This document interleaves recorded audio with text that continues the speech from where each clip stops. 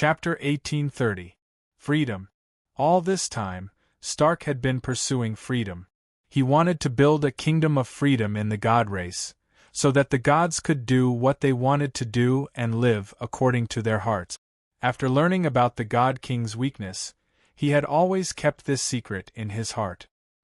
He silently trained his subordinates, waiting for the moment when he was overthrown and seized power. But he also knew. Stark thought that this secret was only known to him. The shock in his eyes involuntarily flowed out. Stark wanted to hide it, but in the face of such an impact, he couldn't remain calm. "Hey, you're not good at hiding your expression." His voice once again appeared in the Freedom God King's sea of consciousness. "There's nothing to hide. There's only you and me in this net of consciousness. The other main gods and gods can't enter our communication at all. To be honest, your luck is really good. This seat has known the God race since it was first established. It took me millions of years to learn about his weakness, but you, a new kid of the God race, also know about it. But you're too greedy. How long has it been since you ascended the throne, and you already want the God King's position? Your ambition is too great." His voice lingered in the sea of consciousness. In his anger, Stark no longer communicated through voice transmissions. Instead, he directly shouted, "What qualifications do you have to comment on me?" Outside the epoch, whether it was the gods of the God race or the Almighty of the epoch, they couldn't help but be startled. No wonder his and Stark were silent for so long. It turned out that they were communicating with their divine senses. Hearing that, his heart flashed with a smile. Then, his face was full of bitterness. "This seat just wants to comfort you before I die. The God race is the place where billions of gods live. You can't continue to make mistakes just because you're greedy for the God King's position. You," Stark pointed his finger at his god, his heart violently contracting. He had lost. After his god gained the upper hand and said such words, Stark knew that he had lost the battle of words with his god. Greedy for the God King's position. When the gods of the God race heard this, their emotions were completely stirred. After a short moment of shock, their faces instantly changed. Those gods who had been intimidated by the majesty of the Freedom God King gradually retreated from the door, looking at Stark fiercely. "Freedom God King, you want to rebel?" Someone shouted from the crowd, and then someone else shouted back. "Deity King Joy, please make the final move and eliminate this scum for the celestial race." "Shut up. Lord Liberty wouldn't do such a thing. This is completely slandering him," someone in the Divine Palace who was completely loyal to Stark retorted. "What slander?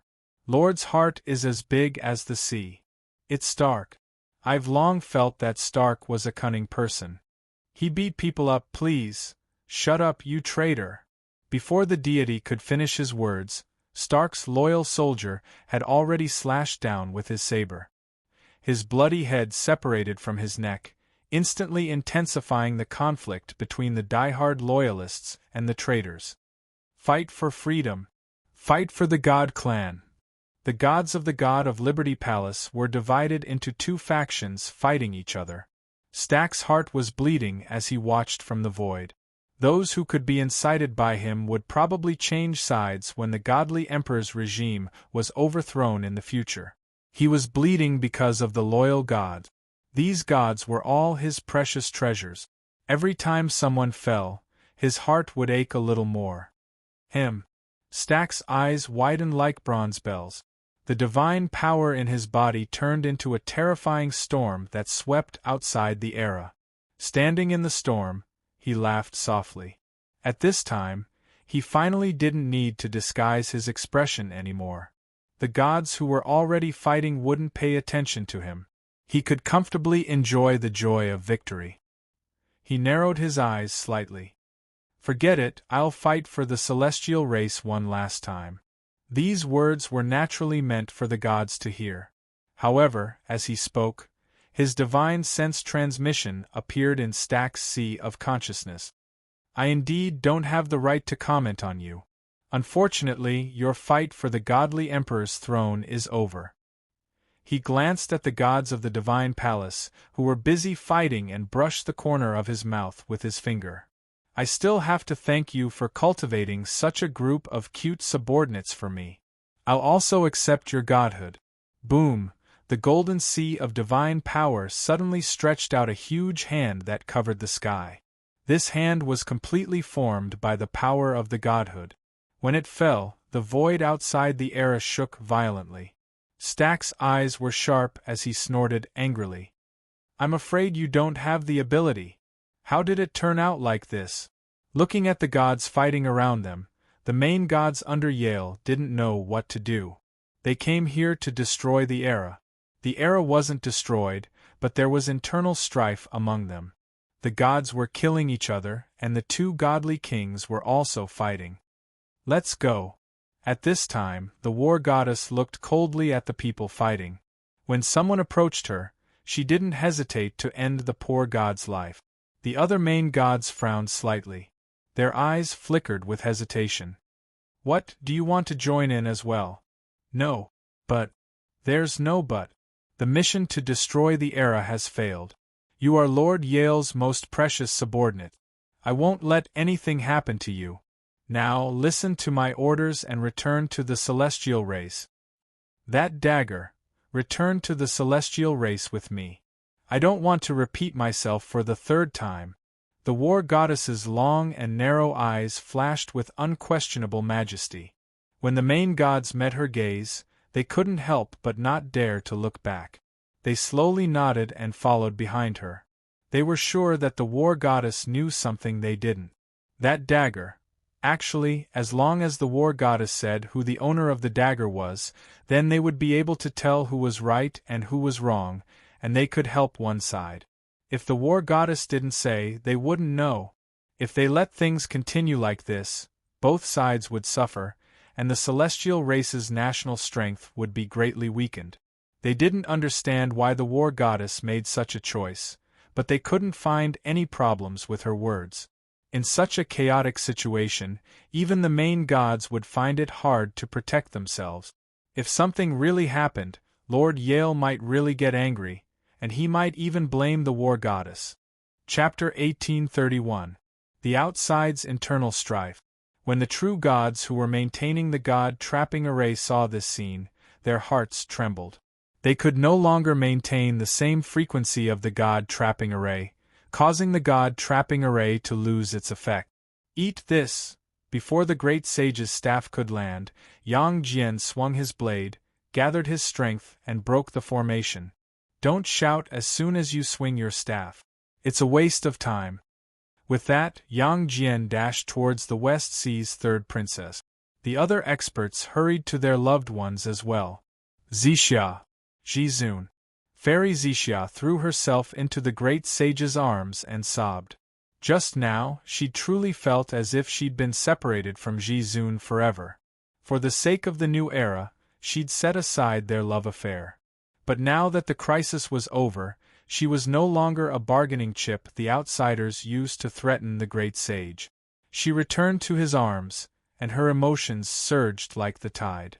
He looked around and saw that the other great emperors had brought their loved ones back. Let's go back to the new era. Gu Xuanda and Gu Luolin stood by his side. They'd been trapped outside the new era for far too long. They'd always been worried about the new era's situation.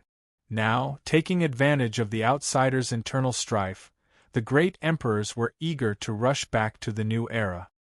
Should we seize this opportunity to take them down? Asked Yang Jian, carrying the third princess on his back.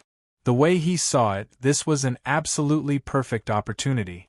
They could take advantage of the outsiders' internal strife to fish in troubled waters and whittle down the outsiders' overall strength. Especially the two god kings up there. They might even have a chance to do something big. Don't be silly. The third princess is still here. Aren't you afraid those stupid outsiders will hurt her? Sneered the great sage. That's right, let's go back to the new era, said Lu Jing, the 17th Highness of the Four Directions Palace. Strangely enough, Both Lu Jing and the dragon race's Xiaqiki should have been inside the Divine Time artifact. Yet they'd been captured and brought here. If Yi Zichen were here, he'd definitely be puzzled. The other great emperors nodded as well. It might be an opportunity for them. Even if they didn't take action, the two parties would still fight to the death. It wouldn't make much difference whether they were there or not. Furthermore, this kind of battlefield was not something that ordinary people could participate in. Their relatives were rarely able to participate in this war. Bringing these people along was also a burden for them. If he really wanted to fish in troubled waters, it wouldn't be too late to return after sending them back and understanding the situation of the Great Era. The Ocean Sovereign and the Jade Lake Palace Master are not back yet. Just then, the Dragon Emperor of the Dragon Race looked around. Almost all the great emperors had gathered here, except for the Ocean Sovereign and the Jade Lake Palace Master. He looked over to where the gods were fighting and saw the Ocean Empress carrying Shui Beibei and the Jade Lake Palace Mistress weaving through the crowd. "You guys go back first. I'll go take a look," Gu Xuanda said to the crowd. He could tell from the great emperor's eyes that they were still hesitant. "Don't think too much. Don't you believe me? The situation in the new era might be even worse, so you need to go back and provide assistance as soon as possible." "Of course we trust you, clan leader Gu. In that case we'll go back first." After the emperors and almighty figures from the various races left, Qingli looked rather worried. Gu Xuanda smiled and patted her head before pinching Gu Luolin's little face. "When you go back, tell my father why he can't even keep an eye on his granddaughter. Be careful." "Don't worry." Gu Xuanda chuckled, then turned into a wisp of smoke and disappeared. When he reappeared, he was already at the place where the gods were fighting. What an exciting fight! Along the way, Gu Xuanda would kill a few from time to time. He didn't favor anyone. After killing the Freedom Divine King, he would go and kill the Joy Divine King. In short, it was a fair fight. The Ocean Sovereign and the Jade Lake Palace Master didn't pay as much attention to the balance between the two sides. As long as someone appeared in front of them, they would kill them regardless of their numbers. From their expressions, it was clear that they were panicking. They weren't panicking because they were trying to fish in troubled waters. "Ocean Sovereign, stop killing. Let's go back." Gu Xuanda landed beside the Ocean Sovereign and the Jade Lake Palace Master. He killed the gods that were rushing toward him and said at the same time. The Ocean Sovereign clenched her teeth and said, "No, Hong Hong and Momo are gone." The battle between the Joy Divine King and the Freedom Divine King was much more exciting than the gods on the ground. The battle between the two was like a comet crashing into Earth. The frequency of the collision couldn't be seen with the naked eye. When looking at the sky, only a few golden lights could be seen. Boom! A deafening explosion resounded in the sky. Two golden lights separated and landed in two different places. Ha! There was a broken divinity hanging above its head, and its divine power was constantly flowing out. As the divine power flowed out, its aura was also weakening. However, its aura didn't weaken at all. On the other hand, the Freedom Divine King, the godhead above its head was dim, and its body was covered in terrifying wounds. "How are you going to compete with me? Just give up and hand over the godhood. Once I ascend to the throne, you'll get a share of the credit." If not?" "What if not?" It interrupted Stark coldly. "You want to say that if it weren't for the fact that you split your divine thoughts too much and consumed too much of your divine power, how could I have gained the upper hand? Or, do you want to say that if it wasn't for the fact that there was a divine will sealed in the epic and couldn't return to your body, your Tao wouldn't have existed? Only when it is complete will it fall into decline." Stark said nothing. What they said was what Stark wanted to say. Before attacking the new era, he had divided too much of his divine sense, which had consumed too much of his god force. Now, the god force in his godhead had dried up, and he couldn't summon any more god force. However, it had never used its divine power. Even if its divinity was broken, it still had a lot of divine power in reserve. As for divine sense indeed, he did not retrieve a strand of his divine will. That strand of divine will was the one that demon Emperor Donghuang had trapped. He was already manipulating that strand of divine sense to destroy the chessboard, but he still couldn't break free. That divine will contained his comprehension of the great Tao. If it did not return to his body, his great Tao would be flawed. They were both godly kings, but the slightest difference was the difference of 1,000 miles. How could he use a flawed great Tao to deal with their perfect great Tao? But this is fate, isn't it? You can't decide your fate. Give up. It laughed softly again, but this sentence was like a heavy hammer that fell on Stark's heart. Fate. Even if Stark didn't believe in fate, he had to admit that fate was playing tricks on people. At the beginning, the right time, place, and people were all on his side. Later, the right time, place, and people weren't on his side. It was the same when he fought with godly King Joy. Was he really not destined to become a godly emperor? If they continued fighting, he definitely wouldn't be their match. His divine power had already been exhausted, and that dim godhead was the best proof of that. However, he could not allow that to happen no matter what he said to hand over the godhood to them. Chapter 1832. It was better to die in glory than to live in dishonor. That was the path Stark was going to take now. The Outer Realm Protoss were born powerful. They had an affinity with the elements, and they could be regarded as celestials from birth. But the Creator would not be particularly fond of a certain race. For example, the dragon race had a strong physique that no other race could match. But the dragon race's reproductive ability was far inferior to that of other races. This was the Creator's balance. He would not make a certain race truly perfect. He would only make certain races approach perfection, thereby reflecting their higher level. The same was true for the Outer Realm Protoss. Some of them had talents that others looked up to, and some had a reproductive ability like humans. But they could not recover their divine power outside the Protoss territory. Just like Ultraman, when he ran out of energy, he had to return to the Protoss to recover his divine power. Otherwise, when they ran out of energy, they would be no different from ordinary mortals. Stark's divine spark was dim, which was caused by the exhaustion of his divine power. The Outer Realm, his divine power could not be recovered, and he believed that the Creator would definitely not let him leave this place. Since that was the case, rather than letting his divine power run out, he would let the Creator's evil plan succeed. He might as well take advantage of the fact that he could still control his divine spark, self-destruction. You want to extend your life with my divine spark? As he spoke, faint cracks had already appeared on the Freedom God's divine spark. Due to the appearance of this crack, his already dim divine spark actually glowed a little more. Of course, it was still a gloomy light. Like a withered maple leaf, it revealed the color of despair. Do you have to be so cruel to yourself? How could the Creator not see through Stark's actions?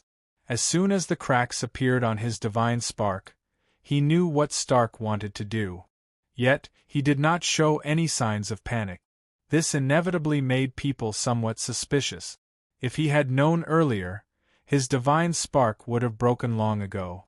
When the divine power in the divine spark completely dissipated, his divine spark would fall apart like a broken mirror. The moment his divine spark broke, his life would be forever separated from this world. Even his soul would not be able to survive. The only thing that could save him was Stark's divine spark. I'm going to die either way. I can't decide whether I live or die, but can't I decide how I die? Stark shouted softly. At this moment, he was too lazy to roar. The outcome had already been decided, and he was more willing to spend the remaining time in peace. I can't be bothered to get angry with them anymore. He would die if his divine spark exploded, and they would also die if they couldn't get their divine spark. If they couldn't fulfill their dream of becoming the divine emperor, they wouldn't be able to dream about it either. Well said. In the void, it clapped gently.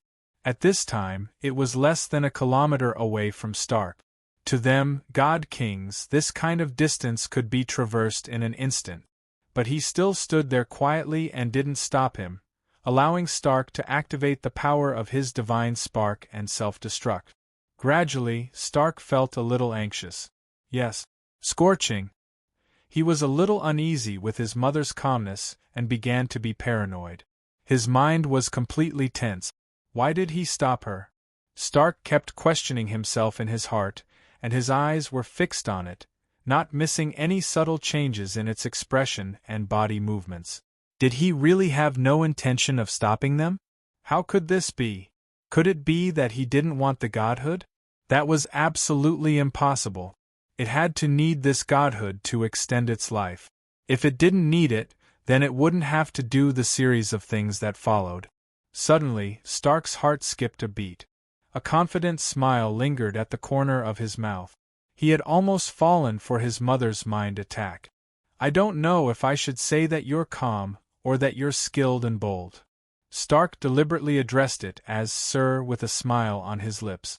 You want to use this method to confuse me and make a mistake in my defense, so that you can take advantage of my absent-mindedness and snatch the divine spark into your hands. Really?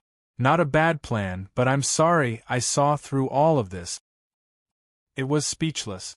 However, there was a subtle change in its expression, which was noticed by Stark. I was right. Looking at your current mood, you should be very anxious, wondering why the mind attack didn't work.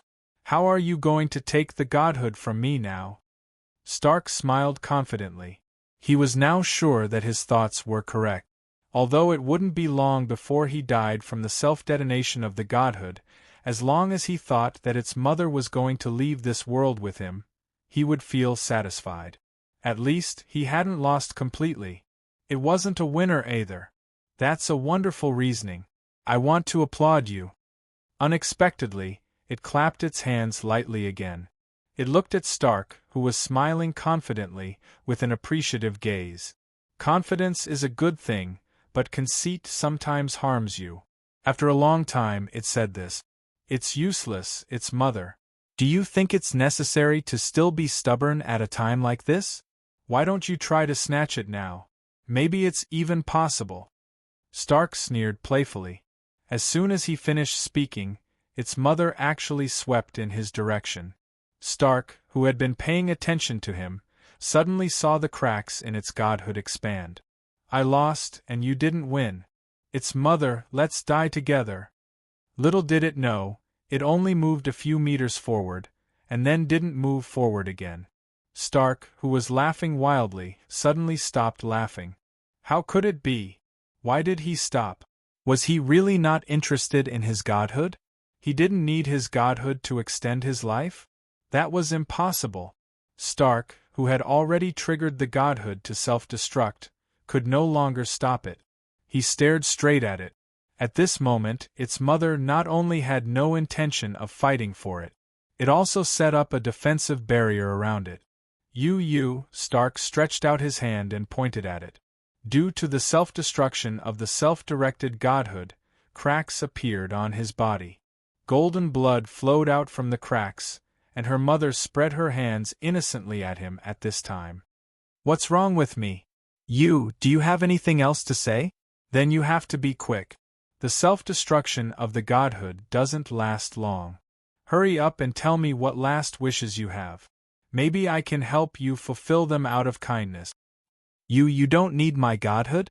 Stark finally said what was on the tip of his tongue, and its answer made it impossible for him to calm down. Yes, I don't need it. Impossible! Stark roared. You'll die without the godhood. You can't. Of course I choose to die. Then, Stark saw that a complete divine spark had actually drilled out from between their brows. Chapter 1833. Focus. They focused their attention again. It was so dazzling that no one could look at it directly. The newly condensed divine spark was circling above its head. As for the broken divine spark, the divine power flowing out was nourishing the newly condensed divine spark like nourishment. A satisfied smile lingered on his face. He had condensed the divine spark again, so he had nothing to worry about. He no longer needed Stark's divine spark to prolong his life. This divine spark that he had condensed on his own would allow his life to continue indefinitely. The divine spark that he condensed on his own was also much more intimate with him than Stark's divine spark. How was that possible? Stark couldn't accept it at all. In the billions of years of history of the gods, no one had ever been able to hold two divine sparks. After condensing a divine spark, it would last for the rest of the condenser's life. Condensing two? That was absolutely impossible. It's fake. It's all fake. Stark shouted hysterically. It was impossible for him to condense two divine sparks. If that was true, then what was the point of his self-destruction? An illusion. He was definitely hallucinating. It must be an illusion that he had cast on him. In fact, the real him had already collapsed the moment his divine spark self-destructed. It was all fake. It was all fake. In the face of Stark's crazed emotions, a sneer flashed across his face. He looked at the divine spark. This newly condensed divine spark, nourished by the divine power of the broken divine spark, had a perfect shape. The crystalline, diamond-shaped divine spark rotated counterclockwise on its own above his head. The golden light it emitted made the outer realm extremely bright. Think whatever you want. There was really no such thing as a dead end. For him, this was his current situation. It was true that the divine spark was broken, and it was also true that he wanted to snatch Stark's divine spark. Because at that time, he hadn't condensed this divine spark yet.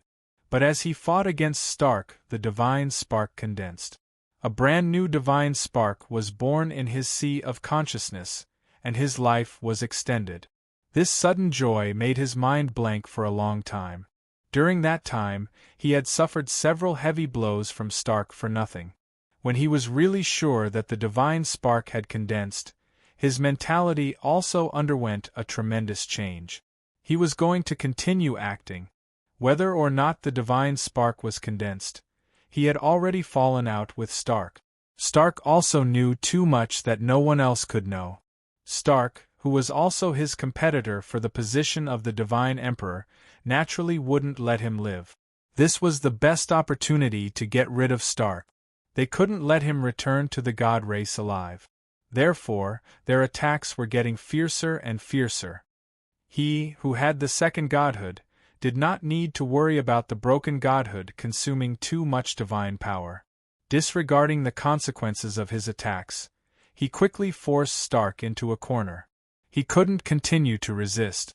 But it didn't expect Stark to think of self-detonation, the most desperate way to die. Self-destruct? It couldn't be better.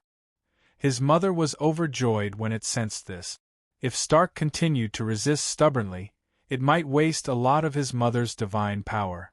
But if he chose to self-detonate, everything would be much simpler. Also, Stark's extreme confidence made him look forward to things happening more and more according to his plans. Until just now, Stark had actually triggered the explosion. The joy on their faces could no longer be contained. This problem was finally solved. Without the existence of Stark, the God Emperor's dream would be more than 50% complete. You're really too confident, Stark. I don't know if anyone has told you that your confidence is extreme confidence. Extreme confidence? Stark recalled the past as if he had really heard such words more than once. This might have had something to do with his personality and circumstances. He had been favored by the heavens since he was young, and everyone had chased after him all his life. As long as he thought about it, there was nothing he couldn't accomplish. In his eyes, all living beings were fools, and he was the only one who was truly sober. Therefore, he was confident in all his judgments. Being extremely confident, he didn't think this was a bad thing. If a person didn't even have the most basic confidence, how could he talk about achieving great things? However, he forgot that confidence was a good thing, but conceit. Don't say that I deliberately set you up. Before you triggered the explosion, I reminded you that confidence is a good thing, but overconfidence is conceit. In the void, his mother narrowed her eyes slightly, stretched lazily, and enjoyed the smile that only a victor could show. You think that your confidence is an advantage, but in fact, it's your extreme confidence that hurts you. You take everything for granted and confidently infer everything as if you're the only sober one among all living beings. Don't be silly. You're not that good. If your judgment is really that accurate, then you're not the God King. You're the creator of this world. Every word of his mother was like a thorn that deeply pierced into Stark's heart. Had he really been overconfident? The God Emperor seemed to have also reminded him not to be too confident, and that nothing was as simple as he thought. At that time, Stark just smiled and nodded, but he didn't take it to heart until he met the Monster Emperor. At that time, he was still extremely confident in his judgment, and the Monster Emperor also said something similar to him, that he was overconfident. At that time, he was still dismissive, until he was defeated, and the mighty plan to destroy the era could only end in a miserable way. Not listening to advice seemed to be the main reason why he was in such a situation. He brought this upon himself? You could say that. Stark couldn't help but fall into deep thought. Now, he was really reflecting on his mistakes and was willing to change, but it was all too late. This world would no longer give him a chance to turn over a new leaf. Everything about him would disappear from this world forever along with the self-detonation of his godhead. He couldn't accept this. Stark smiled bitterly, and the self-detonation of his godhead gradually reached its limit. The cracks on his diamond-shaped godhead became more and more obvious. Seeing this, his mother raised its eyebrows slightly and continued to strengthen the barrier it had set up. The self-detonation of a god king was no joke. It didn't want to be obliterated by Stark's self-detonation at this time, even if it was a little injured. As the barrier continued to strengthen, cracks also appeared on Stark's body. He silently observed his surroundings. He looked at the chaotic outer realm void, at the soldiers who didn't trust him and had betrayed him. He looked at the soldiers who trusted him and fought for him. Looking back, looking down, this glance was also an eternal farewell. I can't accept this. I can't accept this. Stark lost his voice and roared. At this time, his godhead and body were on the verge of collapse. Chapter 1834. I can't accept this. In the chaotic void, Stark's desperate and furious words reverberated in everyone's ears like a clap of thunder. The gods of the divine palace who'd split up were all stunned. The gods loyal to Stark revealed pained expressions, while those who'd been incited by Stark were momentarily dazed. Then, their faces lit up with joy, as if they were participating in a celebration. Stark lost. When Gushwanda heard this, he couldn't help but look at the chaos. He knew a lot about the outside god race, but he didn't know much about their true strength. Stark's roar just now was filled with despair, which meant that he had lost the battle against his mother. Stark had most likely obtained his godhead just as he'd wished. This was definitely not good news for them. Ocean Emperor, Jade Lake Palace Head, we have to go. Stark's godhead had shattered and he'd stolen it, so he needed time to fuse with it. He just didn't know how long it would take. If they waited until Stark's godhead was fully fused, they wouldn't have a good ending. They had to leave immediately and return to the era of chaos to plan their next move. No.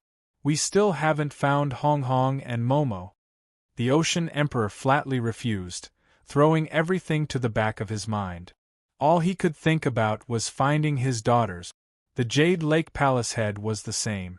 Gushwanda knitted his brows, but just as he was about to speak.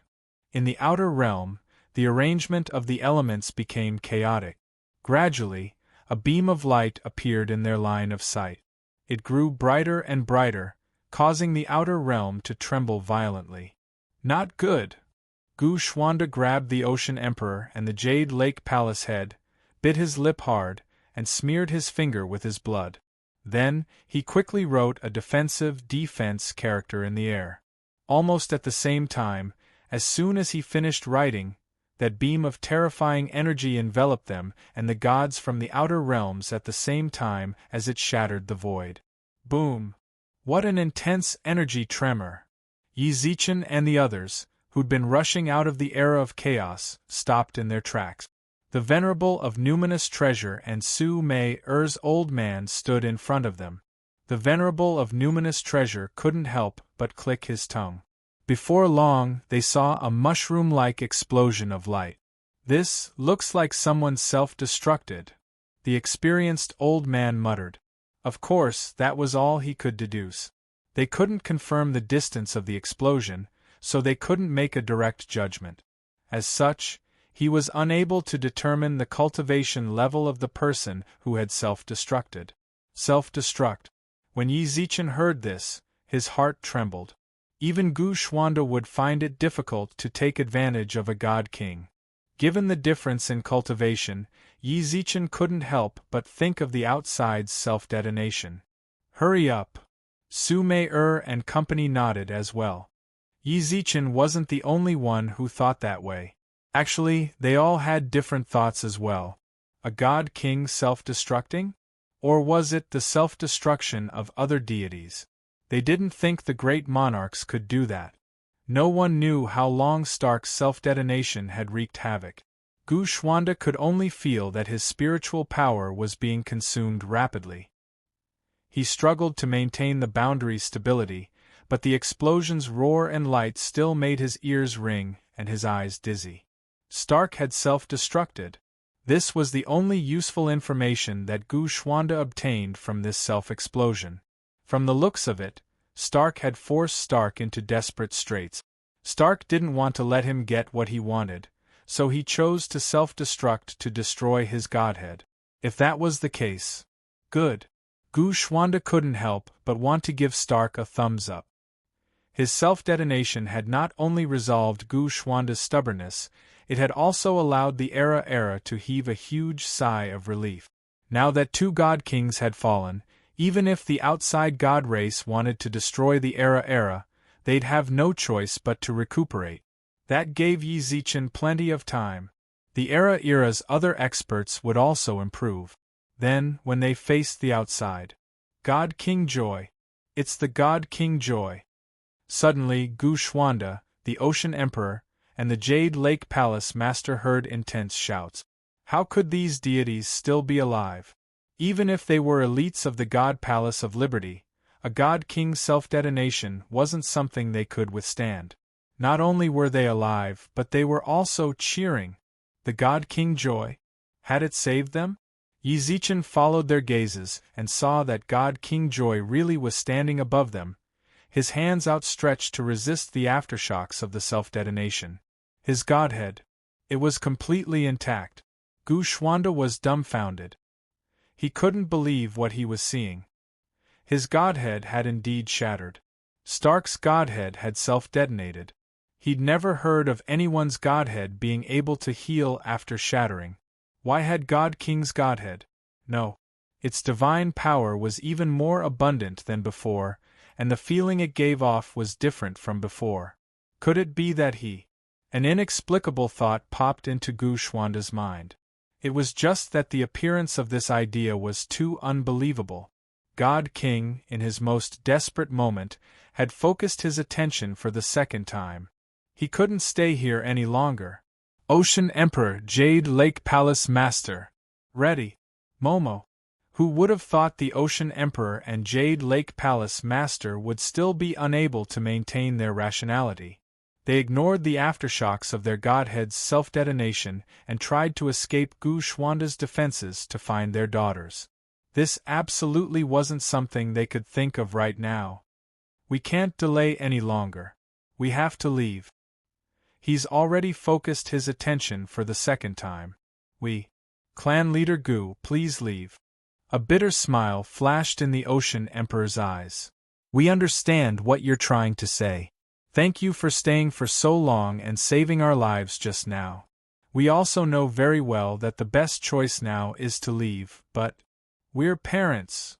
The Jade Lake Palace Master smiled bitterly. Yes. The word parents made Gushwanda unable to find any words to comfort them. In the face of a desperate situation, everyone had the right to choose to avoid it. It didn't matter if they were ordinary mortals or lofty imperial lords. It wasn't shameful for them to avoid it. However, if they were parents, then they had no reason to leave. They couldn't leave their daughters behind. They had to see them with their own eyes. Even if the God King's self-detonation made the possibility of finding their daughters even slimmer.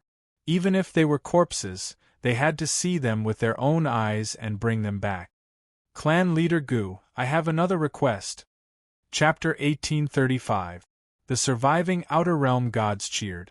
They seemed to have forgotten the God King of Liberty who had nurtured them carefully and ignored his self-destruction. In their eyes, he was their only god. God King of Pleasure. The gods knelt on the ground and looked at him with pious eyes. The self-destruction just now was very sudden. These gods knew very well that without the protection of the God King of Pleasure, they would have been buried in this self-destruction. It was the God King of Pleasure who gave them a new life, so they naturally had to be loyal to him. Moreover, they had betrayed the God of Liberty, so there was no place for them in the God of Liberty. As for the gods who were loyal to Stark, there was no trace of them. If nothing went wrong, they should have been buried in this self-destruction. From the looks of it, it saved them because it wanted to recruit them. If that was the case, why couldn't they apply to join him?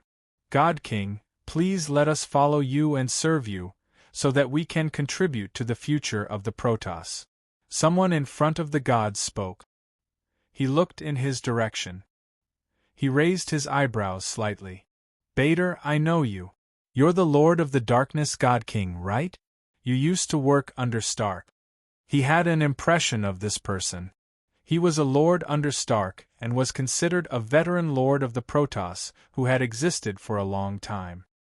His realm could be said to be the peak that a lord could reach, and he was only one step away from becoming a God King. Just like the goddess of war under Yale, he was considered the leader of the lords. Even though he was working under Stark, he had never had a good relationship with Stark. That was because during the Darkness God King's era, when the God King fell, he was the one who had the best chance to ascend to the God King's position. The other lords of the Darkness God King also respected him. However, due to Stark's appearance, his dream of becoming a God King was shattered. Since then, he had always been quite critical of Stark, believing that his appearance had robbed him of the God King's position that should have belonged to him. That was why he was the first among the main gods to stand on Stark's side when he was confronting Stark. According to him, he would rather be Stark's subordinate than serve Stark unwillingly. Hearing that his mother had an impression of him, the respect in Bader's eyes grew even stronger. It is my honor to be remembered by God Monarch Pleasure. I did work for Stark before, but who would have thought that he would be so despicable? He even tried to plot against you and coveted the position of Lord Divine Emperor. This kind of person is not worthy of my loyalty. Not bad. There was a satisfied smile in her eyes. Please allow us to work for you. Also, these gods, although they were once loyal to Stark, their hearts are now with you. I hope that you can give them a chance. When we return to the God race, I can also bring the other gods of the Freedom God Palace to your God of Joy. Palace, Badai, I flattered. You've already called yourself my subordinate, so how can I ignore you? If I were worried that they were Stark's subordinates, I wouldn't have saved them from the explosion just now. It looked at the gods with tolerance. Hearing its words, the gods all smiled as if a heavy burden had been lifted from their shoulders. They were worried that it would hold a grudge against them because of Stark. But from its words, it seemed that they were being overly cautious. The God Monarch Pleasure was much more magnanimous than they had imagined. Don't worry, I've seen your performance just now. I'm not a petty person. The gods wanted to kowtow when they heard that, but her mother's palm pressed down lightly, indicating that they didn't have to do so. Then, he narrowed his eyes and looked at Badu and the other true god. I want to confirm again that you are completely loyal to me. right? Of course, Your Majesty, Badai said. Even if I want the position of God Emperor in the future, will you wave your blades at the God Emperor for me? Suddenly, the expressions on the faces of the gods stiffened, and even Badai was speechless for a moment. The position of God Emperor? They also wanted to fight for the position of God Emperor. What was wrong with the divine kings of the Outer Realm? Stark wanted to fight for the position of God Emperor, and these gods all thought that he was crazy.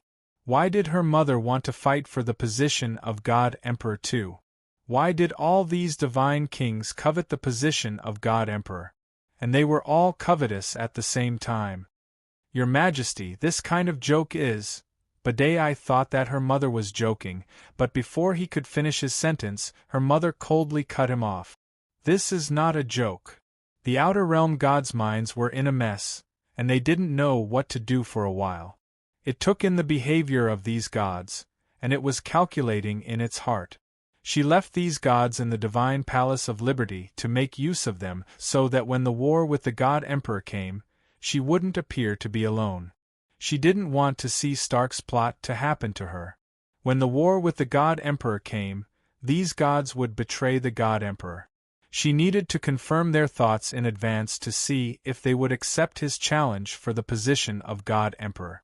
If they accepted, she would naturally have a way to tell if they were forced by the situation or sincere. If they didn't accept, then it would be even easier to deal with them. She could just kill them. They weren't elites that he trained himself, so he wouldn't feel any heartache even if they were killed. Divine King, don't ask any more, I don't have much patience. Her mother immediately cut off Badai's words and narrowed her eyes at the gods who were still kneeling in front of her. The situation of the Outer Realm god race has been worsening in recent years. I believe you all are well aware of this. This is because there is a problem with the management of the Outer Realm god race, causing them to fall into such a predicament. The old God Emperor had ruled for too long, and his management policies were also too old-fashioned. He was too soft-hearted when facing some tribes. His leniency towards some races is also one of the reasons why we are in such a predicament. I have deep feelings for the god race, and I can't bear to see them continue to decline like this. Stark has already been executed by me, and I have just entered the second state of spiritual concentration. I believe you all know what the second state of spiritual concentration means. I am the future of the Outer Realm god race. Do you all want to follow me, or are you foolishly loyal to the god race? My lord, this subordinate is willing to serve you, and is willing to push you to the position of God Emperor. It was Badai again. Among the many gods, he was still the first to express his stance. This kind of behavior inevitably made people think that he was a spy left here by her mother to stir up trouble. After he announced his allegiance, many gods had the desire to join in, but her mother gently waved her hand at them. Don't be in such a hurry to express your loyalty. I need sincerity, not perfunctory words. There is still plenty of time left for us, and I can give you all time to consider. Coincidentally, there are still a few fellows left behind from the previous eras that I need to deal with. In the meantime, you all can think about it. Ask your heart, and answer me after you find the answer. As soon as her voice fell, her mother waved her hand. An enchantment was instantly set up around the true gods, trapping them within. Yes. Chapter 1836. He didn't know what the extraterrestrial gods had done, but even the explosion of a divine king's self-destruction didn't wake Shwe Bebe up. The Ocean Emperor, who had been searching for Hong Hong and Bebe among the gods, had his robe stained with blood. However, Shwe Bebe's pure white dress wasn't stained at all. It was not hard to tell how well the Ocean Emperor protected his daughter. Gu Xuanda didn't extend his hand even after hearing the Ocean Emperor's dying request. His rationality kept telling him that he had to leave now if he wanted to. If he delayed any longer, he wouldn't be able to leave even if he wanted to. If the Ocean Emperor and the Jade Lake Palace Master didn't want to leave, he could let them stay. However, he was also a father. Even though he wasn't a very competent father, he still understood what the Ocean Emperor and the others were thinking. This feeling that came from the depths of his heart made it impossible for him to let his parents leave. Chief Gu, we really don't have to wait any longer. Ji-Yuan still needs you. Ji-Yuan doesn't need you? If you give your youngest daughter to me, how should I answer her if she wants to see you when she wakes up? The Ocean Emperor's heart ached for some reason. He gently stroked Shui Beibei's cheek. This girl looks naughty, but she's been very sensible since she was young. She'll understand what Qianling and I are doing. I'm sure she won't blame us. You seem to have a daughter who's about the same age as Beibei. That's fine. Since we haven't returned yet, please take her as your goddaughter. You, please. The Ocean Emperor bowed deeply to Gu Xuanda again. He had always felt guilty about Hong Hong and Momo, and he couldn't leave them alone no matter what. The only possibility was that it might be unfair to Beibei, but he couldn't care less. Brother, you've already said it. What are you still hesitating for? All of a sudden, a low voice was heard behind Gu Xuanda. He looked behind him, and saw that the Pleasure God King was standing right behind them. The Ocean Emperor and the others' expressions changed drastically. The God King tilted its head and grinned from ear to ear. I'm sorry for disturbing you. However, you've delayed for too long. I can't bear to watch you two being so long-winded. Soon after, his gaze fell on Beibei's adorable little face. Just as he was about to extend his hand, Gu Xuanda took a few steps back. With nowhere to put its hand in the air, it could only rub its red nose resentfully. Then, his eyes turned cold and he spat out, "Seal." As soon as it finished speaking, it advanced toward Gu Xuanda again. Gu Xuanda, who wanted to push it away, realized that the surrounding space was squeezing him so hard that he could not move at all. It was extremely difficult for him to even move a finger. It easily held Beibei in its arms, and under everyone's horrified gazes, it gently pinched her little face. What a cute little girl. If you don't want to take her as your goddaughter, then let her go with me. There was no answer. It looked toward Gu Xuanda and the others. Only then did it see that the Ocean Sovereign and the others were opening and closing their mouths, but there was no sound that belonged to them in the void. I almost forgot. He snapped his fingers, and the Ocean Emperor's hoarse screams echoed in his ears in the blink of an eye. Let go of Beibei. Beibei? Is that the little girl's name? It tilted its head and stroked Shui Beibei's pink face with its fingertip. Feeling the touch from its finger, it smiled and said, "It's so good to be young. Even your face is so soft and bouncy." It then touched its dry face and couldn't help but smile bitterly. Let go of Beibei right now. The Ocean Sovereign's threatening words echoed in the void. No matter how he struggled, he could not move even half a step forward. Not only that, every time he struggled, the space would shrink, leaving him less and less space. When the space squeezed his body a little out of shape, he could no longer move an inch. Stop struggling. If you keep struggling, you might be crushed by the space. It kindly reminded him, but it could no longer hear anything the Ocean Sovereign said. He no longer had any space left to move. He couldn't even move his lips. All he could do was use his spiritual will to vent his anger, but the Ocean Sovereign refused. Why haven't you left yet? Shui Beibei was still in its arms. It smiled in confusion and looked around.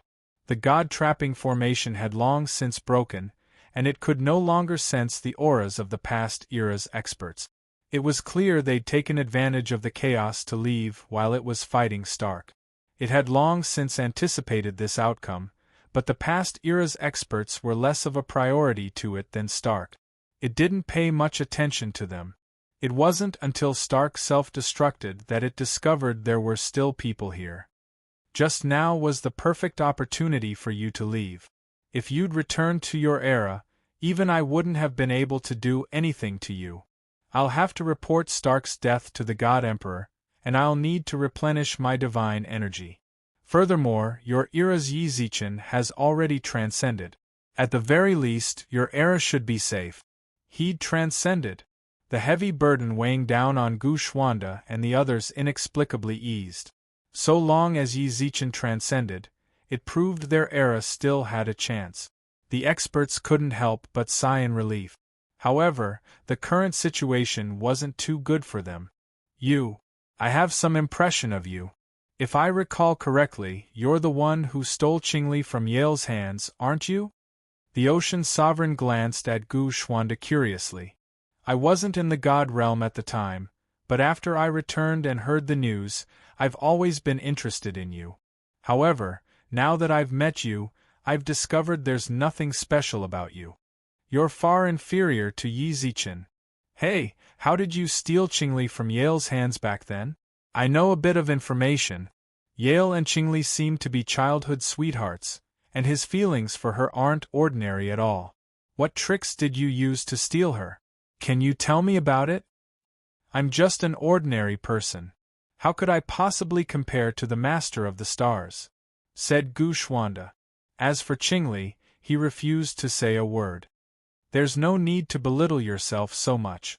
Relying on your mortal body to cultivate to the point where you're infinitely close to becoming a God King, you should be proud of yourself. The Ocean Sovereign gently patted Gu Xuanda on the shoulder. The surrounding space was clearly compressed, yet his hand could pass through it and touch Gu Xuanda's body. Chapter 1837. His spiritual ocean was sealed just like that. This was definitely a new experience for Gu Xuanda. In the past, he loved to hunt for novelties. Perhaps he would enjoy the feeling of losing all his spiritual power and becoming an ordinary person.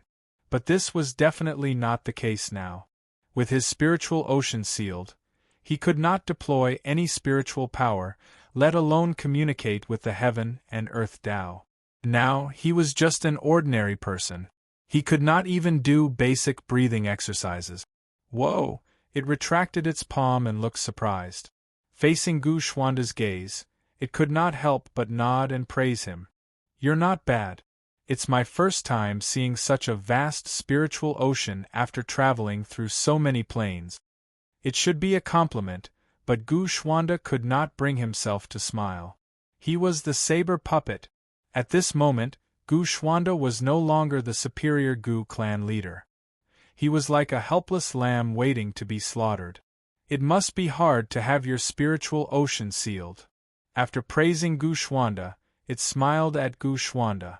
After you left, Yale's spiritual ocean was also sealed.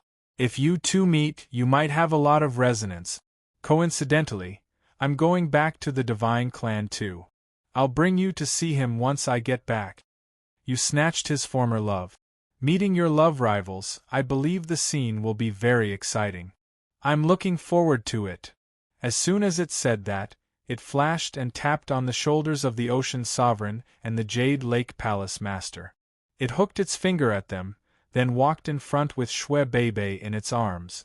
The few powerful beings could not help but float behind it. Have you thought about it? After returning to the gods' territory, it gave them time to think. However, it did not know whether they had considered it or not. Of course, it did not care if they had really considered it or not. All he wanted was the result. Some of the gods looked bitter, but deep down, they were still loyal to the Divine Clan. They had betrayed the Divine Palace of Freedom because Stark's actions had harmed the Divine Clan. They could not tolerate such behavior, so they sided with it. However, it wanted to overthrow the Divine Emperor's regime. What he had said before was not wrong. The Protoss had indeed not been as transcendent as they used to be in the past million years. Perhaps the God Emperor was soft-hearted and spared some planes, allowing those planes to grow. They were not grateful to the God race for their forgiveness, and even wantonly attacked the God race. But these were definitely not the main reasons for shaking the foundation of the Protoss. The Divine Emperor worked hard for the Protoss. Perhaps some of his methods were old-fashioned, but what really shook the Protoss was, the Protoss did not produce geniuses. In the long history of the God race, there had only been 4 God Kings.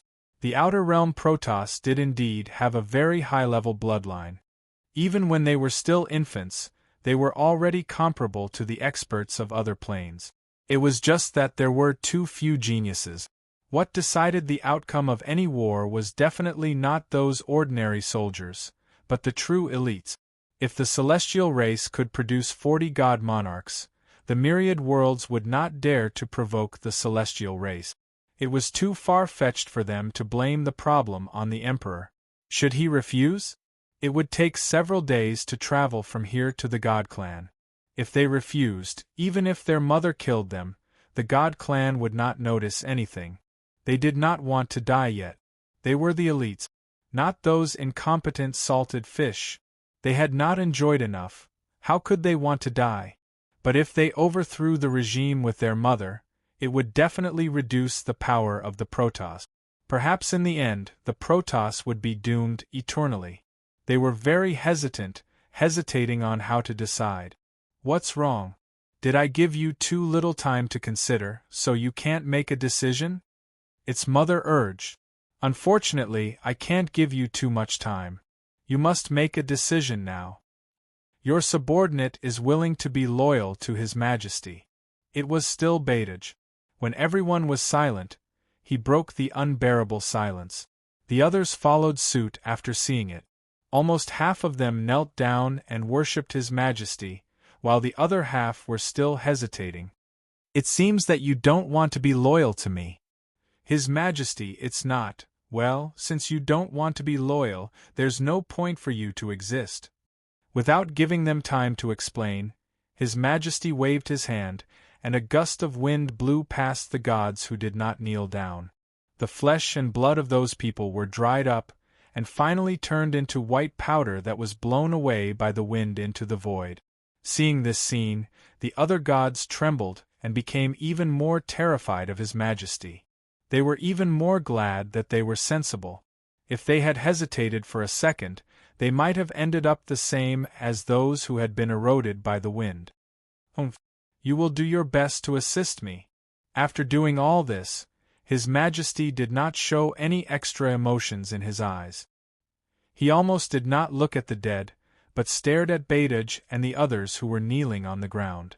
Beidage lowered his head even more. At this time, he felt inexplicably regretful. His Majesty's determination made him feel that it was not a good thing to follow him. The previous Stark did not seem so annoying. Although it was Stark who stopped him from becoming the God King, if he really had the ability to become the God King, the position would not have fallen into Stark's hands. Moreover, Stark had always been kind to them, declaring that he wanted to create a free country with them. He had woken up, but it was too late.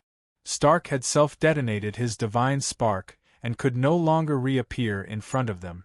Now, Beidage and the others could only recognize the situation and follow His Majesty on the road that might be a road of no return.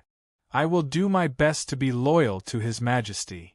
The helpless words finally came out of his mouth, and the other gods followed suit, declaring their loyalty to His Majesty. His Majesty nodded with satisfaction. He liked people who knew how to adapt to the situation. Although such people were very slick, at least they were not stupid. As for whether they were truly loyal to him, he was not worried, because he had the means to make these people completely loyal to him. Then, are you willing to sacrifice everything for me? Yes. Great. His Majesty laughed heartily, gently touched his lower lip, and stretched out his hand to Beidage and the other gods. Then offer your souls to me. Souls. Beidage and the others suddenly felt a chill in their hearts. His Majesty was so ruthless. In order to truly control them, he actually wanted them to sacrifice their souls. If they handed over their souls, they would really have to serve His Majesty wholeheartedly, without any disobedience. As long as they angered him in the slightest, they would end up with their souls flying away and dispersing. They did not want this way of living, and they were not willing to accept it. What are you waiting for? Offer your souls or you know the consequences. Chapter 1838. To give or not to give. Souls were important to any race. No one would be as straightforward as Zhou Wu, handing over the ownership of their souls. In fact, Zhou wouldn't either, but he was already on the verge of despair. He was willing to give up everything for transcendence. If it was any other time, he would never agree to give up his soul. The gods were very hesitant. If they gave up their souls, their lifeblood would be in their hands.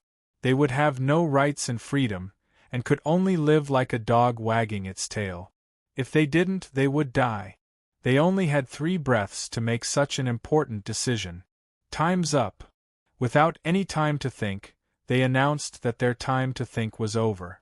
Countless souls detached themselves from the bodies of the gods and floated towards their mother.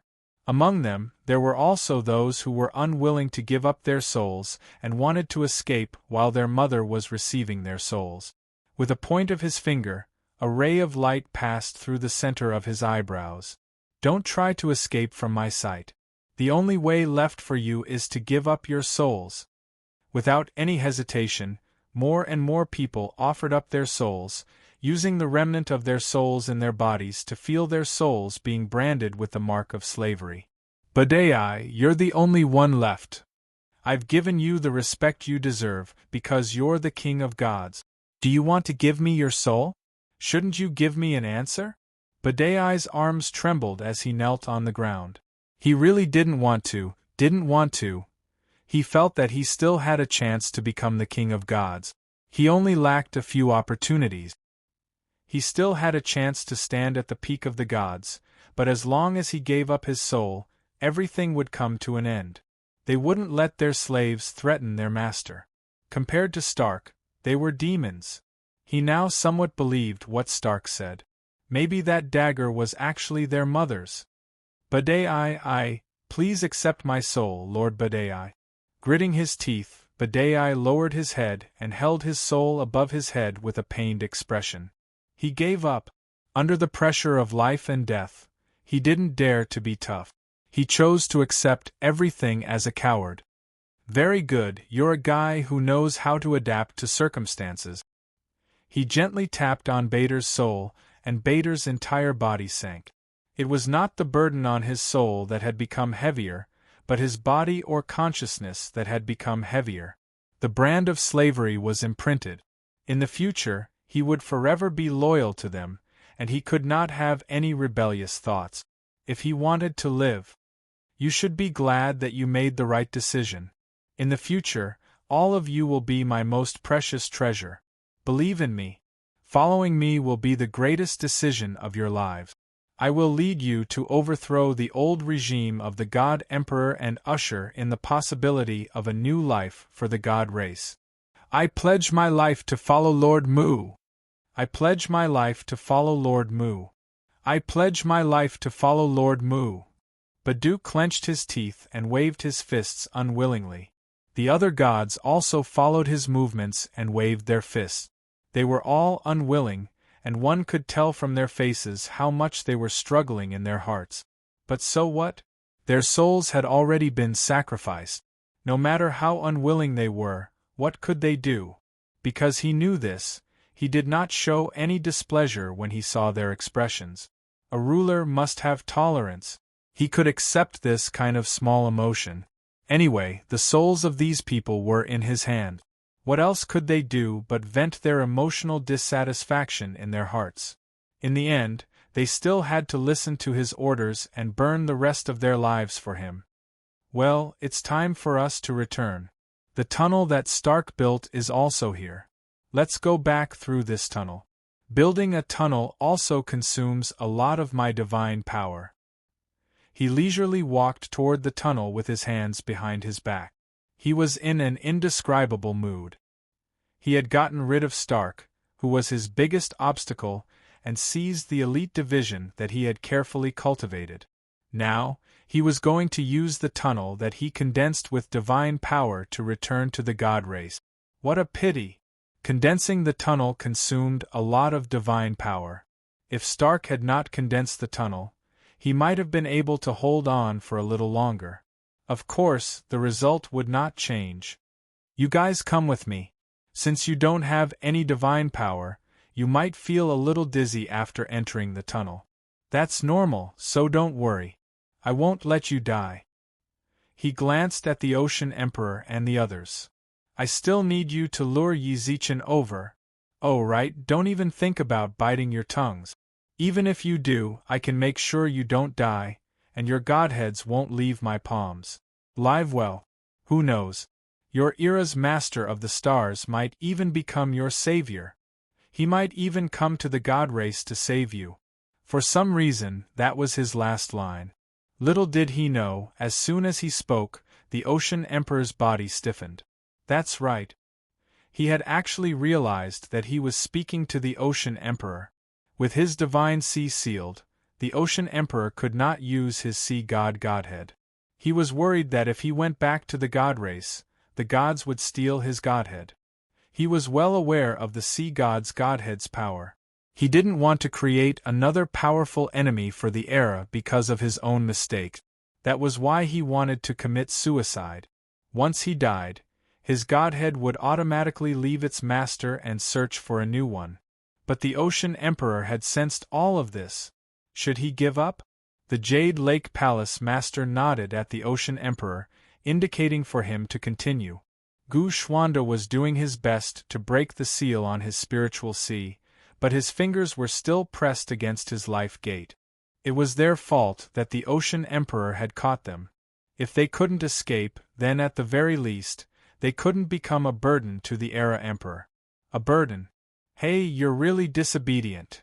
Suddenly, the Ocean Emperor turned around.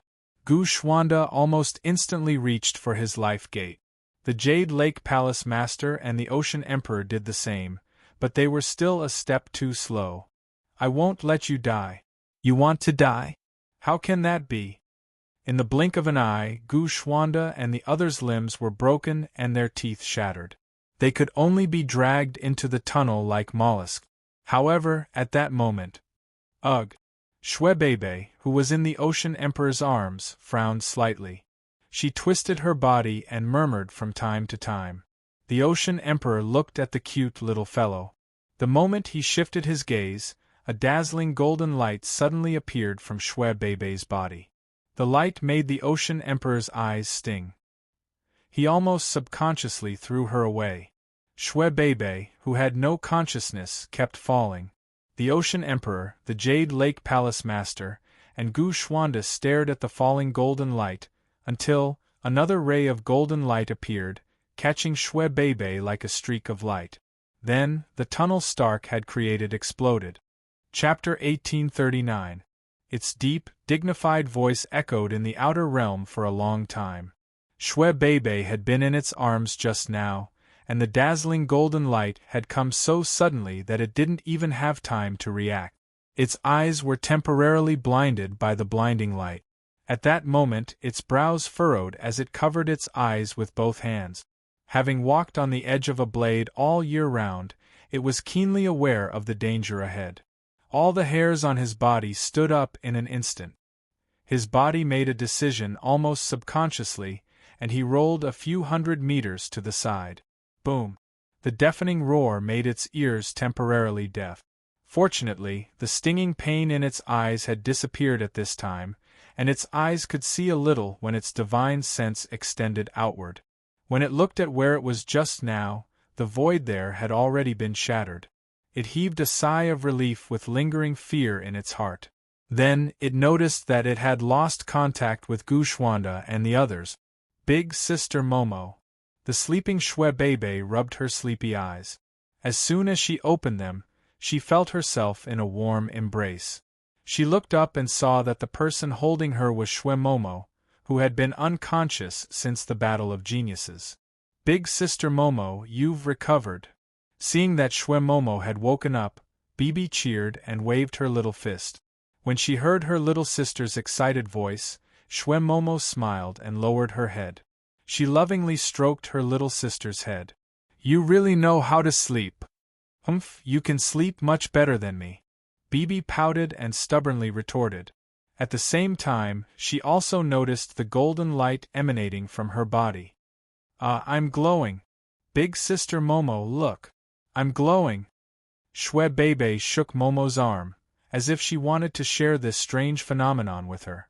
But before long she saw that Shui Momo's body was also emitting a light similar to hers. Not only that, but a few hundred meters away, a pillar of light also shot into the sky. It was a pillar of light. She fixed her eyes on the pillar of light. Big Sister Hong Hong. Hong Hong. Shui Hong Hong was right next to the Ocean Emperor and the others. She was the one who had cut off its restraint on them. It's great that you're all right. Second sister is also very good, and she has also woken up. Hong Hong smiled gently. The Ocean Emperor and the Jade Lake Palace Master looked into the distance and saw Shui Momo waving at them. Good, this is great, the Ocean Emperor murmured in a sobbing tone. The Jade Lake Palace Master's emotions were like a broken dam when she saw the daughter she had been searching for. Tears flowed down uncontrollably from the corners of her eyes.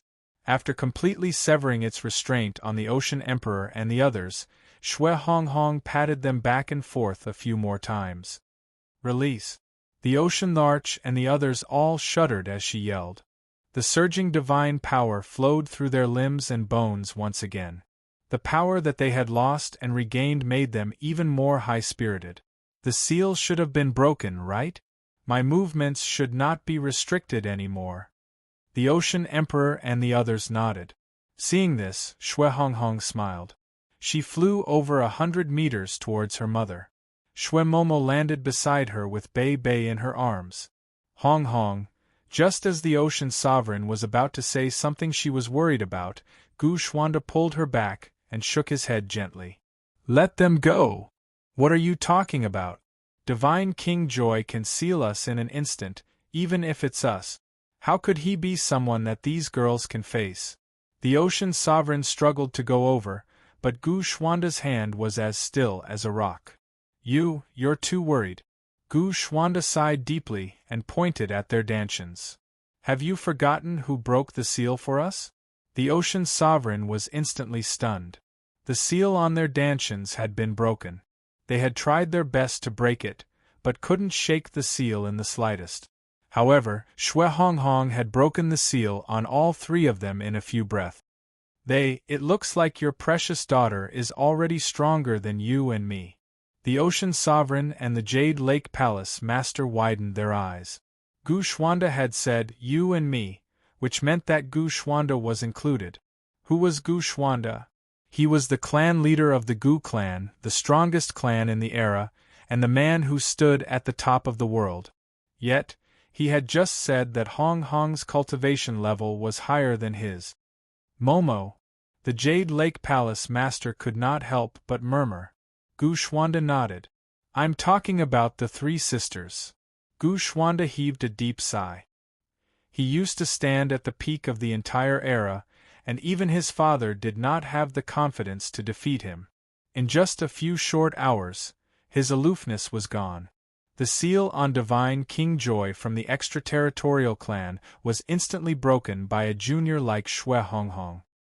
He was still at the top of the era, but he was no longer a supreme figure who sought defeat alone.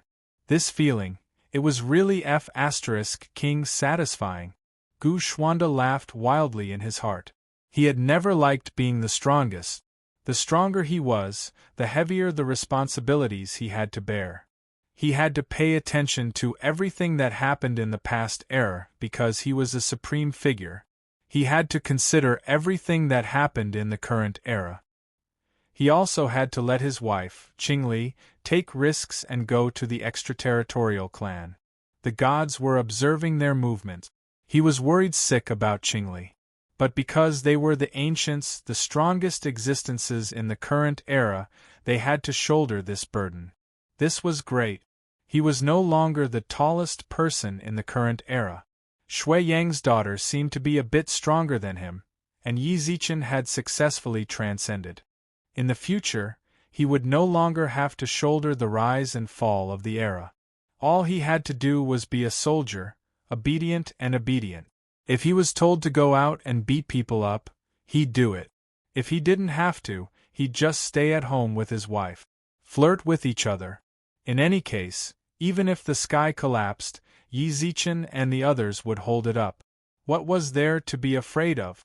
I can finally take a break, Gu Xuanda muttered to himself. He was overjoyed, but the Ocean Emperor and the Jade Lake Palace Master watched the three Shui sisters' backs. Their daughters had grown up. The Ocean Emperor and the Jade Lake Palace Master's eyes flashed with gratification, and their lips curved into smiles. He really didn't expect his daughters to grow to such heights. Chapter 1840. Gu Xuanda wasn't wrong. The old guys had been at the top for long enough. It was time for the new generation to show their brilliance. It was a bit too much to say that they were relieved of their burdens. How could they let go of the burden so easily after carrying it for so long? What's more, these burdens were all placed on the shoulders of young people. Could they really bear it? The Ocean Larch hesitated. He, who had looked down on the new era for tens of thousands of years. He had never felt so powerless before. He wasn't a match for a divine king from the extraterritorial races.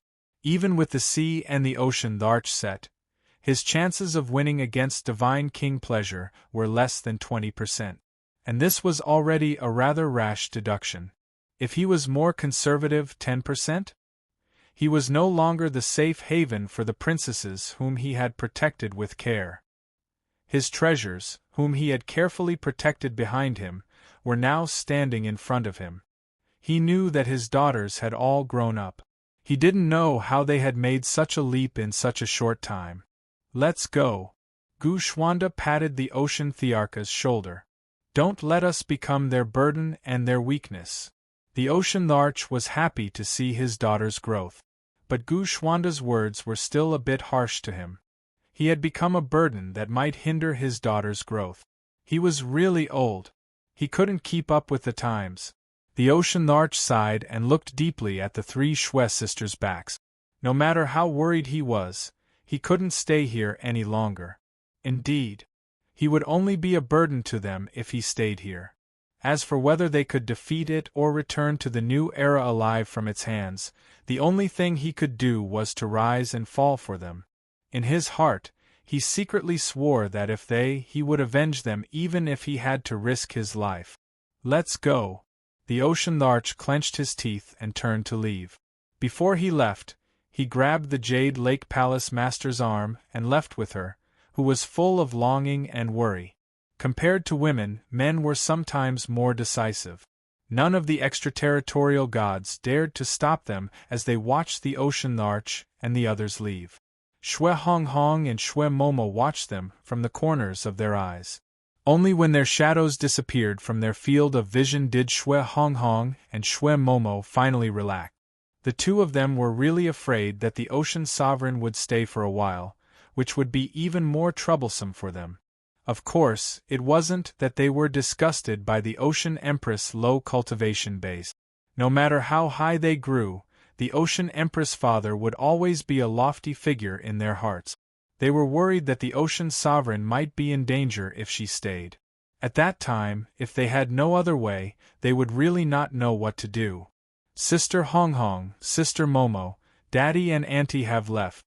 Bibi blinked her big bright eyes and muttered. She actually didn't know anything. From the moment God King of Liberty Stark captured her, she was in a comatose state. Now that she had woken up, she was completely unaware of the situation before her and Ji Yuan's encounter. She didn't even know that the clown standing in front of her was a God King of the God race. Or rather, even if she knew, she didn't know what a God King was. She followed her two sisters everywhere they went. She followed them everywhere they went. Sisters, I know. Shui Momo and Shui Honghong reached out their hands and patted Bibi's little head at the same time. At the same time, they looked at each other and smiled. Then, an indescribable solemnity appeared in their eyes. His Mu, the God King of pleasure of the God race. That was a troublesome fellow. How interesting. Is Ji Yuan so weak that he left 3 girls to cover his back? His Mu, who had regained his sight and hearing, spoke in a mocking tone. He had naturally seen the Ocean Sovereign and the others leave. He didn't stop them, or rather, he couldn't stop them. Although his words earlier were filled with disdain towards Nvlayu, Nvlayu was not one of them. In reality, He was a few times more cautious toward the three sisters than he was toward Stark. The three sisters were definitely not pushovers, especially the expressionless girl who stood on his right. Shwe Momo. His Mu was referring to her. Among the three sisters, Shwe Momo was the one he felt was the greatest threat to him. Do the god kings of the god race like to trash talk so much? You've really broadened our horizons. Shwe Honghong curled her lips indifferently. His Mu couldn't help but squint at the disdain in her eyes. He was in an extremely bad mood. His Mu was a bit of a male chauvinist. Even though he had seen many female experts, he still believed that women had to lower their heads in front of men.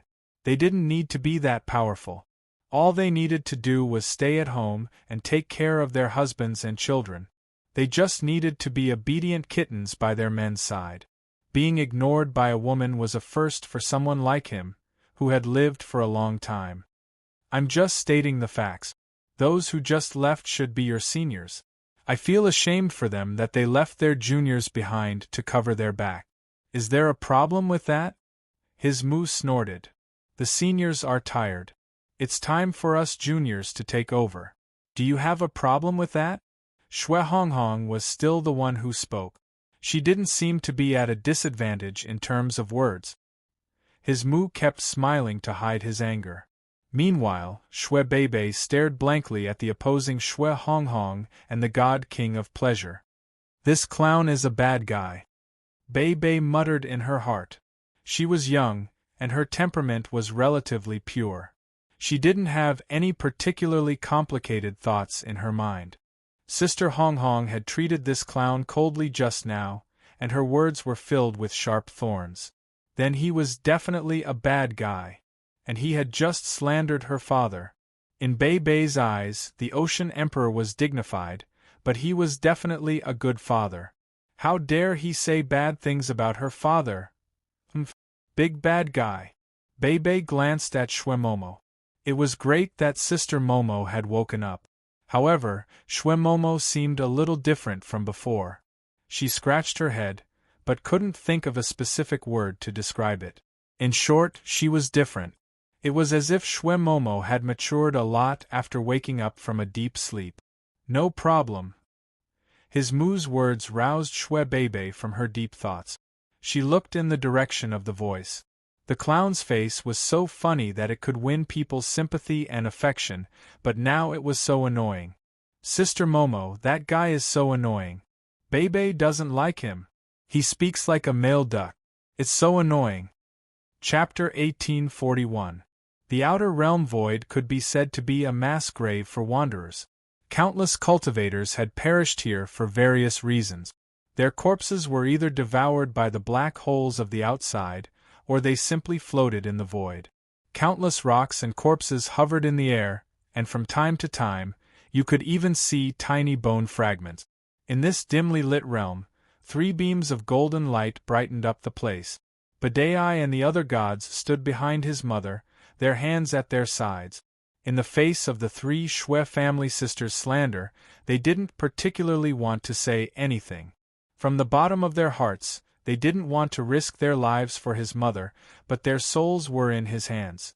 No matter how unwilling they were, they had no choice but to obey. However, they wouldn't take the initiative to attack. So long as his mother didn't give them an order for even a second, they'd just stand there, oblivious. His mother was furious. It couldn't be said that this wasn't his angriest moment. Compared to Yi Zichen's lies, the 3 Shwe family sisters' slander was a bit inferior. However, after being slandered like this by a group of women, the flames of fury in his heart burned brightly. That male duck's angry. He looks so scary. Beibei's white and tender little hand pointed forward. As soon as he finished speaking, he lost all patience with the 3 sisters.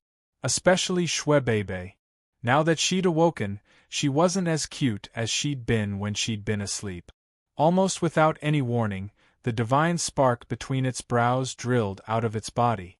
It was a translucent, diamond-shaped gem. No matter how you cut it, it was flawless. The godhead spun counterclockwise above his head. As it spun, golden light spread out like golden powder, but just as it was about to touch his hair, it suddenly disappeared. When he saw this, Badai and the other gods retreated over 1,000 meters. Xue Honghong and Xue Momo's eyes flashed with solemnity. Although his mother hadn't activated his aura yet, just this godhead alone was enough for them to treat him with caution. "You little girls, you're so sharp-tongued. I wonder if your skills are as good as your mouth." Its gaze darkened, and the golden divine spark that was rotating counterclockwise suddenly shone brightly. The dazzling light seemed to cover up all the light in the outer realm. Only the light around the three Xue sisters didn't dissipate. Dong! Suddenly, the sound of a drum rang in everyone's ears. Not long after, the airflow around the three Xue sisters became several times stronger than before. The flowing corpses and the shattered rocks in the air turned into the sharpest qi when they were swept up by the airflow. Ci. The stone scraped past Xue Beibei's arm, leaving behind a trail of blood. Ah! This piercing pain caused Beibei to involuntarily let out a cry. When it sensed this scene, Reddy didn't hesitate any longer, and took large strides forward. Her hands were constantly crossed, and the brand between her eyebrows was also catalyzed by her consciousness. Bloodline power activated. At the moment of activation, the power in her body was like a primordial beast whose seal had been unlocked. The surging aura actually absorbed the surrounding airflow and condensed into an air barrier. Xue Beibei and Xue Momo were both protected by the barrier. When the rocks and bones touched the barrier, they were pulverized into powder. It squinted its eyes slightly. If it was an ordinary defensive layer, it should only be able to bounce off the attack and turn the attacked objects into powder. And if it was not mistaken, the gravel and bones had rotated several times when they hit the air shield. She stared intently. It was a cyclone. When Xue Honghong's barrier merged with the surrounding airflow, it absorbed the wind's power. This barrier wasn't just a simple defensive barrier. It was completely formed from a cyclone. The reason it couldn't be seen was because it was spinning so fast that it was impossible to discern with the naked eye. That was why it looked like it was still. Not bad. Her mother rubbed her nose and chuckled softly. Xue Honghong ignored her mother's praise. A trace of disdain flashed across her lips, and she stretched out a fair hand. In an instant, all the air currents in the void gathered toward the center of her palm. Above her palm was a sphere with a diameter of a few meters condensed from airflow. It was spinning rapidly above her palm. As it spun, it occasionally released a few blades of air. The air blade was so sharp that it would cut a hole in the void wherever it passed. "Here you go." Xue Honghong's eyes trembled. As soon as she spoke, she flung the sphere of air at her mother. This attack was fair and square. The distance of 1,000 meters was more than enough for her mother to react. "Is that all you've got?" she sneered. Her mother skillfully tapped the air a few times. With every tap of her finger, a small cyclone appeared in the air. The position of the cyclones seemed to be quite special. Each one was half a meter apart. "You should be proud of yourself for a woman to be able to do this. But you're attacking me with wind that can scatter with a single blow? Could it be that you know I'm hot and want to use it to cool me down?" When she heard this, Xue Honghong said nothing. She simply crossed her arms and watched the cyclones grow farther and farther away. When she looked at her mother, her eyes flashed with a cold smile. Its mother, who was igniting the cyclone in the void, frowned slightly when it saw the Xue sisters' expressions. Ever since she'd arrived in this era, she'd suffered quite a few losses at the hands of the people of this era. Stark had underestimated the people of this era, so much so that a strand of his divine consciousness had been trapped and unable to return to his body. In the end, his Tao had become unstable during their battle, and his divine power had been exhausted. In the end, he'd self-destructed. Now, no matter who her mother faced, she would at most speak arrogantly. In a fight, even if her opponent was a baby, she wouldn't slack off. Who knew what kind of trap these people of this era were digging for the gods of the outer realm? The cyclone was heading straight for her. Her attack didn't seem threatening at all. At most, it was an all-out attack from an imperial emperor. To the people of this era, this kind of attack was enough to destroy the heavens and extinguish the earth. To her mother, however, it was nothing. This kind of attack posed no threat to her, and given the speed at which she spun, by the time she was 100 meters away from her, her defenses would be complete. Could it be that there's something special about this cyclone that I can't see? Her mother had split her attention to pondering the cyclone, so much so that her movements were a bit slower. She had to be extremely vigilant. Right now, she'd set up her defenses with the least amount of divine power. Even if the cyclone's attack was just a bit stronger, her defenses wouldn't be effective. If the cyclone had any hidden tricks up its sleeve, she had to make the most logical response. What exactly had gone wrong?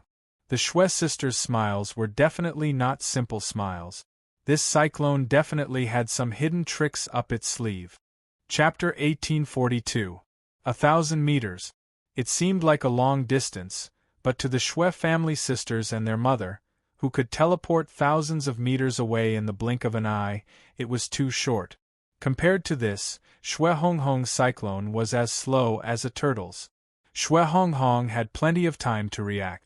Apart from wasting divine power, she couldn't think of any other use. Was it really that simple? Shui Honghong's eyes widened. Just as the cyclone was 200 meters away from him, it suddenly sped up. The cyclone spiraled through the sky, leaving afterimages in its wake. This sudden increase in speed gave Shui Honghong no time to perfect his defenses. That wasn't all. The cyclone's aura compressed the surrounding space, and its enormous gravitational force made it impossible for Shui Honghong to dodge. It did it. It couldn't perfect its defenses, and it couldn't dodge in time. Shui Honghong didn't know if the cyclone had any other tricks up its sleeves. The three Shui family sisters clearly hadn't revealed their true strength yet. Before facing them head-on, Shui Honghong had to maintain peak condition. Come here. Shui Honghong reached out with his hand, and a powerful pulling force appeared in his palm. Two of the foreign gods standing behind him were instantly dragged in front of Shui Honghong, then tossed towards the cyclone. They didn't even have time to struggle or wail as they slammed into the cyclone. In the blink of an eye, they were shredded to pieces. Golden blood, flesh, and bone fragments appeared before everyone's eyes. Shui Honghong reached out with her right hand and swept it across the sky. A curtain appeared in front of the three sisters, blocking all the flesh and blood that had been blown away by the cyclone. Ah! Bebe was terrified. Ever since she was a child, she'd been the Sea of Innocence's little princess. With the Sea Emperor's bloodline, her talent was astonishing, and she was quite strong. However, the Sea Emperor had always protected her, and she'd never seen such a bloody scene. Shui Momo reached out and covered Hong Hong's eyes. Hong Hong narrowed her eyes and pointed a finger into the air. Under her control, the cyclone swept towards her in an oppressive manner. She simply used her hands to pull the divine beings from the outer realms behind her, and kept throwing them into the cyclone, using their bodies to condense a layer of defensive barrier in front of her. Those gods who were still alive clenched their fists in fear, afraid that they would be the next one to be thrown out. They hoped that the cyclone would disappear as soon as possible. After all, the energy of the cyclone was not eternal. After killing more than 100 true gods, the energy of the cyclone was not eternal. Reddy also felt the lack of energy in the cyclone and gave up its control. Without energy to support the cyclone, the frequency at which it spun gradually slowed down and gradually disappeared from the void. Looking at the dissipating cyclone, Reddy sighed dejectedly. Just a little bit more. The cyclone was less than 10 meters away from it. If the cyclone had lasted a little longer, it might have left something on it. In fact, if it simply wanted to leave a mark on their bodies, it had already done it. Ha! Reddy's chest heaved violently. Her clothes and face were covered in the flesh and blood of the dead gods. That wasn't all. The wind blades released by the cyclone had also left several bloody marks on her body. Xue Honghong had seen all of this, but she wanted more than that. It was over. The surviving gods heaved a deep sigh of relief. They rejoiced that the cyclone had dissipated, allowing them to survive. However, the battle between the three Xue sisters and Reddy was not over yet. It was still unknown whether they would still be thrown out like human fortresses. From the moment they handed over their souls an hour ago, their lives no longer belonged to them. She slowly wiped away the flesh and blood on her face, using her divine power to shake off the flesh and blood on her clothes. The wind blades had left shallow marks on her body, but with her self-healing abilities, she healed them all. Just now, Reddy dared to swear that in the billions of years it had lived, the amount of danger that the cyclone had caused her ranked in the top 10. Now, she understood that the cyclone wasn't just made of wind power. It was also infused with the power of space. The cyclone seemed to be moving very slowly, but it was actually devouring the surrounding space as it spun. When it was 200 meters away from her, it wasn't that the cyclone had sped up. Instead, it was devouring the surrounding space, causing the distance between Reddy and the cyclone to shrink. That was close. Just a little bit more. If she had really been swallowed by the cyclone, she might not have been able to unleash 100% of her strength due to the pressure of the surrounding space and the power of wind and space. If she had tried to block the cyclone with her body alone, she would probably have turned into minced meat just like the dead god. Is playing tricks an innate talent of the people of your era? Reddy glared at her and attacked her with words. Having survived a calamity, she still felt a lingering fear when she thought of the cyclone. The Xue sisters sneered. Hong Hong was even more disdainful. Is arrogance an innate talent of the gods of the outer realms? Her words hit the nail right on the head. If Reddy hadn't gone all out from the start and held back when setting up her defenses, the cyclone wouldn't have been effective against her, even if the law of space had been infused into it. Even though she'd warned herself not to be arrogant in the face of the cyclone. In the end, she'd still underestimated the three Xue sisters. Fine, I admit defeat in this battle. Reddy didn't say anything else. She gently rubbed her face, wiping away the anger on her face. A smile flashed across her lips. Just based on that cyclone you threw out, I acknowledge you. Do you have the right to challenge me? Right? Xue Honghong frowned and smiled, her red skirt swaying in the wind. You seem to be mistaken. We weren't trying to gain your pitiful acknowledgement and qualifications. From the moment we stood here, our goal was to make sure you stay in the outer realms forever. This place will become your grave. Reddy was stunned by Xue Honghong's nonsense, but then she covered her face and laughed maniacally. Over the course of billions of years, too many people had said such things to him. He couldn't even remember how many times Xue Honghong had said such things to him. In the end, the people who chose a grave for it ended up choosing their own grave. Xue Honghong wasn't the first, and she definitely wouldn't be the last. Seriously, Reddy sighed and shook her head, looking at Xue Honghong's peerless beauty. To tell the truth, Reddy, who'd never been moved by any woman before, couldn't help but feel her heart skip a beat when she saw her. What a pity! Chapter 1843. This was a heartfelt sigh.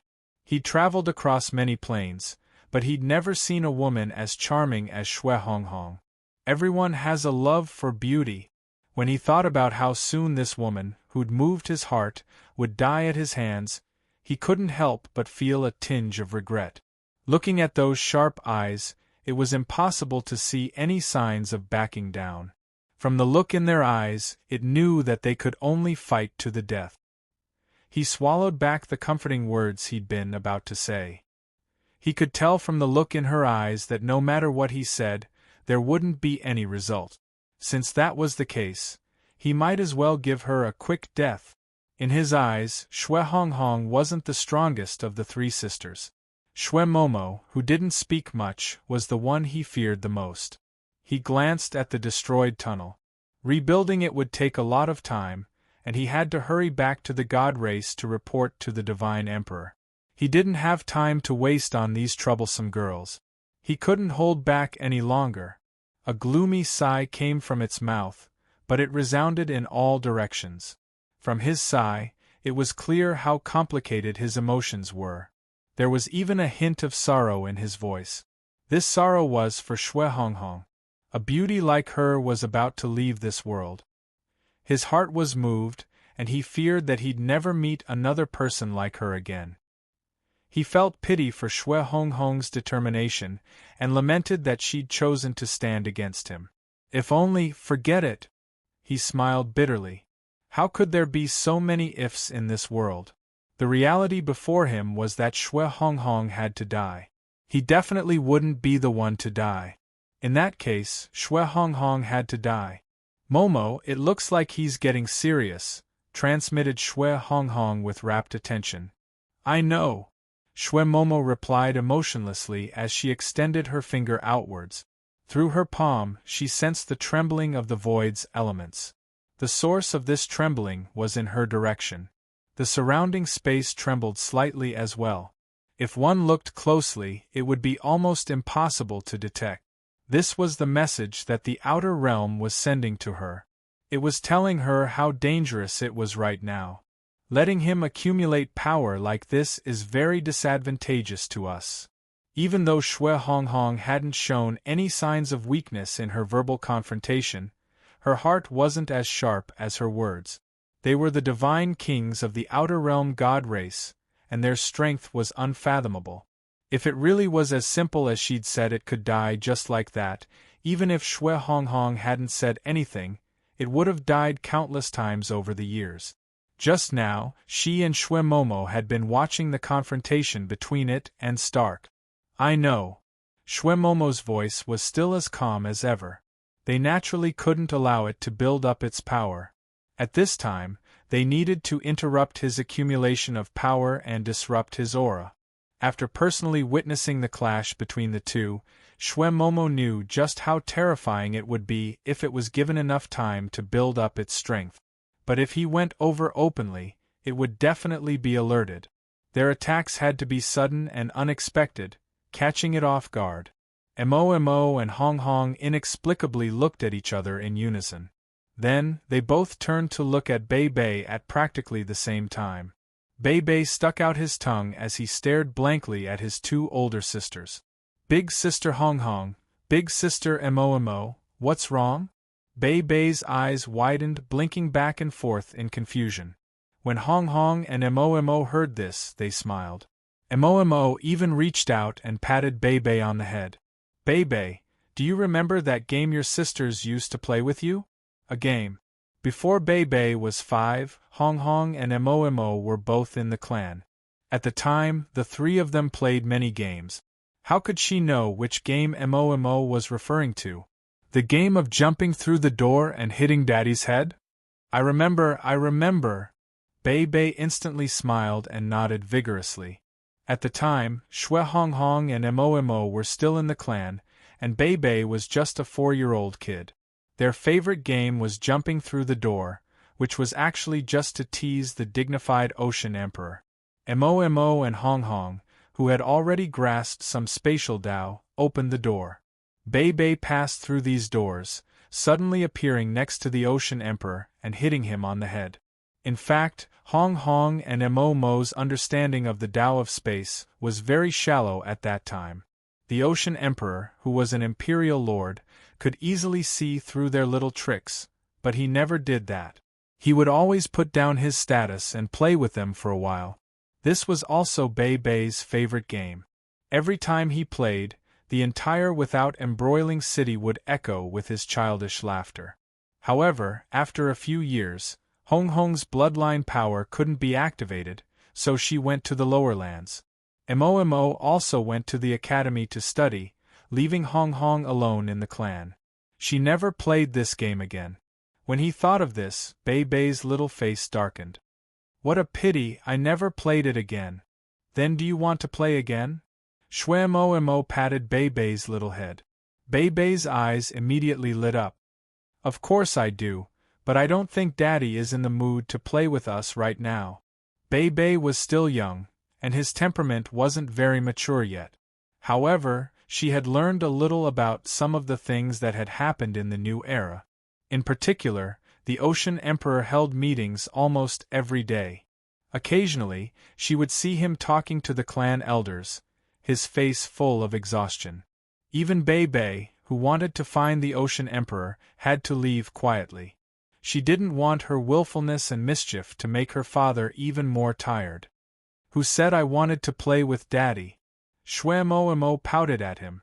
Don't you have a ready-made target to play with? Him? Bei Bei was full of disgust. I don't want to play with him. My silly little sister, who said you could play with him? Shui Honghong couldn't help but shake her head. We wanted you to. Honghong's detailed plan appeared in Bei Bei's mind. Bei Bei blinked as he listened to everything, then nodded in understanding. He placed his hands on his waist proudly and nodded repeatedly. So that's how it is. Chapter 1844. Up in the void, he didn't say a word. He silently tapped his forehead with his index finger, then lowered his head and closed his eyes. This silence seemed to possess some sort of magical power, causing everything in the void to fall silent. There was no wind, no light. The radiance of the Godhead above his head receded, and his aura became more restrained as he pointed at the center of his brows. Even though he didn't release any divine power, the elements in the void scrambled to flee. Hey duck, stop pretending to be so profound. Eat big sister Bei Bei's fist. Shui Bei Bei's tender voice broke the silence of the foreign lands. She swung her little fist at its head. His eyes remained closed, as if he'd expected Bei Bei to attack. He slowly took half a step forward, tilting his body to the side and dodging the punch. Then, he reached out with his left hand. She disappeared. His eyebrows couldn't help but twitch. Almost in the blink of an eye, Shui Bei Bei suddenly appeared above his head again. Hey! This time, he didn't dodge. Instead, he reached out to grab her. If nothing unexpected happened, Shui Bei Bei's foot would be caught. Then he disappeared. After that, Shui Bei Bei continued to appear around him, interfering with his movements. With a chuckle, her closed eyes slowly opened. Hands clasped behind his back, he dodged Shui Bei Bei's sudden attack. He sensed the ripples of space around him, then glanced at Shui Honghong and Shui Momo. Interesting. This sort of trick was nothing in his eyes. No matter how suddenly Shui Bei Bei approached him, he simply stood a square meter away from him and shuffled back and forth. Shui Bei Bei didn't even manage to touch the hem of his clothes. How infuriating! Bei Bei, who was shuttling through space, was so angry that he gritted his teeth. They were the ones who wanted to bully him, but from the looks of it, he was like a clown who was being teased. Bei Bei wanted to punch him, but his eyes flashed with anger. Bei Bei, you can't! Shui Honghong screamed. Although Bei Bei's attacks hadn't managed to hit him, she'd already accomplished her mission. They wanted to use this method to disrupt Bei Bei's accumulation of power.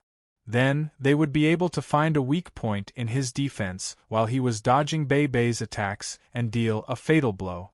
Because there were two types of spatial ripples, even he wouldn't be able to tell where Bei Bei would appear. He could only rely on the slight tremors when Bei Bei reappeared to determine the direction of his attacks and dodge. Both Hong Hong and Momo were patient. They knew very well that he was a god king. Finding his weaknesses wasn't easy at all. But they'd overestimated Bei Bei's patience. Or perhaps they'd forgotten that she was still a child. Bei Bei was already a little unhappy that he hadn't been able to hit it after so many attacks. This was especially so when he saw how easily it dodged her every attack. A mocking smile appeared at the corner of his mouth, which instantly ignited the flames of fury in Bei Bei's heart. Bei Bei didn't attack according to the coordinates that his sisters had given him. Instead, he swung his fist fiercely at its back based on his own judgment. When he played with the Ocean Sovereign in the past, the Ocean Sovereign would always dodge.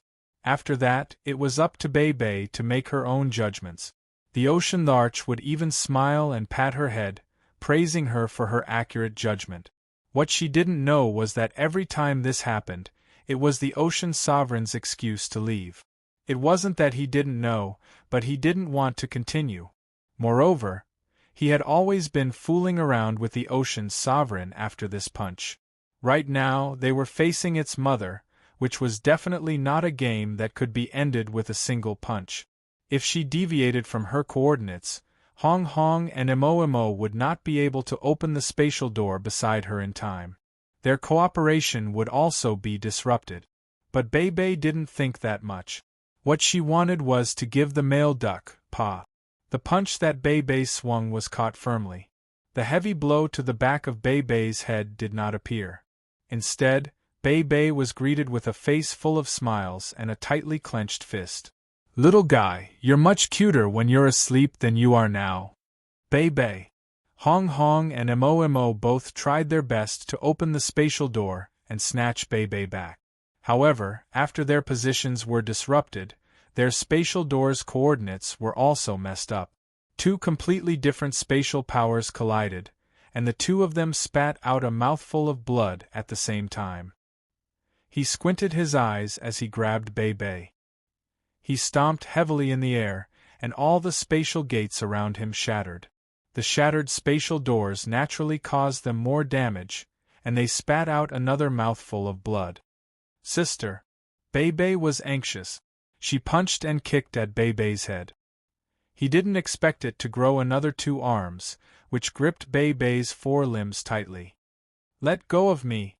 Bei was a little anxious after being grabbed. She regretted her recklessness. She twisted her body with all her might, trying to break free from Bei's grasp.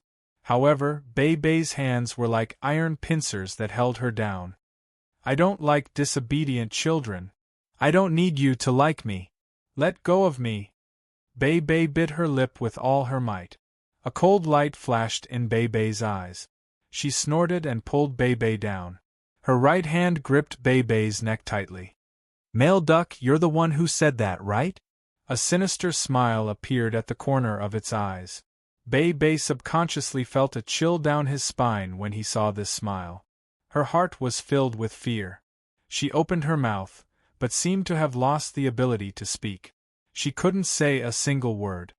"Let go of Bei."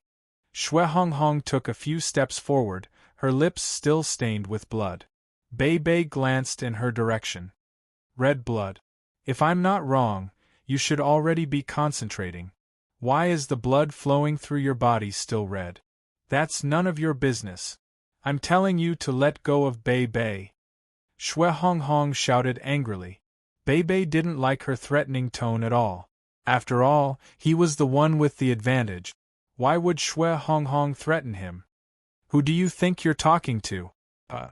Bei's eyes turned cold. She tightened her grip around Bei's neck.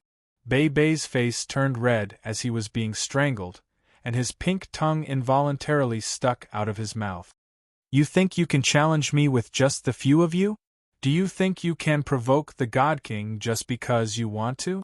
Suddenly, the temperature outside plummeted. Chapter 1845. How could there be snow in the outworld?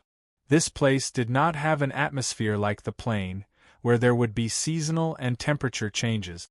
This was the outworld, a land of nothingness. Snow was something that could not possibly happen. The outworld gods behind it looked up at the nothingness above their heads as crystal-clear snowflakes slowly fell from above. They reached out their hands, and the falling snow fell into their hands. Their hands were not as cold as they had imagined, and the snowflakes did not melt from the warmth of their palms. This was not snow. Staring at the snowflakes in his hands, Badui frowned, and then reached out to catch a few more snowflakes.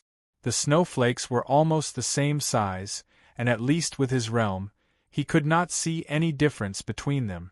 The area where the snowflakes fell was 100 miles around them, and when they fell, they shone brightly. Although he did not know what it was, Badui, who had seen real snowflakes before, concluded that it was not snow. In that case, the sudden drop in temperature in the outworld was not caused by the falling snow. "Let go of Bibi, I will only say this once." A voice that was far colder than the temperature in the outworld lingered in everyone's ears. The moment they heard this, the outworld gods, including Badui, could not help but shiver. From their feet to their heads, it was as if the blood flowing in their bodies had been frozen. Following the voice, it was a blue bow that seemed to be able to support the heavens and the earth. The bow was so majestic that one could not see the end of it. Only the bowstring of the bow could be seen in the void, and the tip of the bow was directly pierced into the nothingness. The bowstring was completely drawn, and there was a pure blue arrow on the bowstring. This arrow gave people the feeling that, the power of the stars. That's right, this pure blue was the power of the stars. The arrow was completely condensed with the power of the stars, and it was spinning violently on the bowstring, releasing a cold aura around the arrow. The surrounding temperature was also caused by the appearance of this longbow's arrow. This bow was really too big. The gazes of the extraterritorial gods were immediately attracted by the bow. As long as they looked at the bow, their souls would feel as if they were sitting on pins and needles. "This bow is a projection." Someone among the gods spoke. At this moment, Badui also recalled the cold words that rang in his ears. Even though it was just a reverberation, the blood in his body seemed to have solidified a little. He frantically mobilized the divine power in his body to keep his chi and blood flowing smoothly. At this time, Badui looked forward again and found she was wearing a pure blue one-piece dress, and there were 2 snow lotuses without any dirt on her chest. Shwemomo was standing in front of the bow. She was holding a bow that looked exactly like the bow. Compared to the gigantic bow in the sky, the bow in Shwemomo's hands was much more exquisite.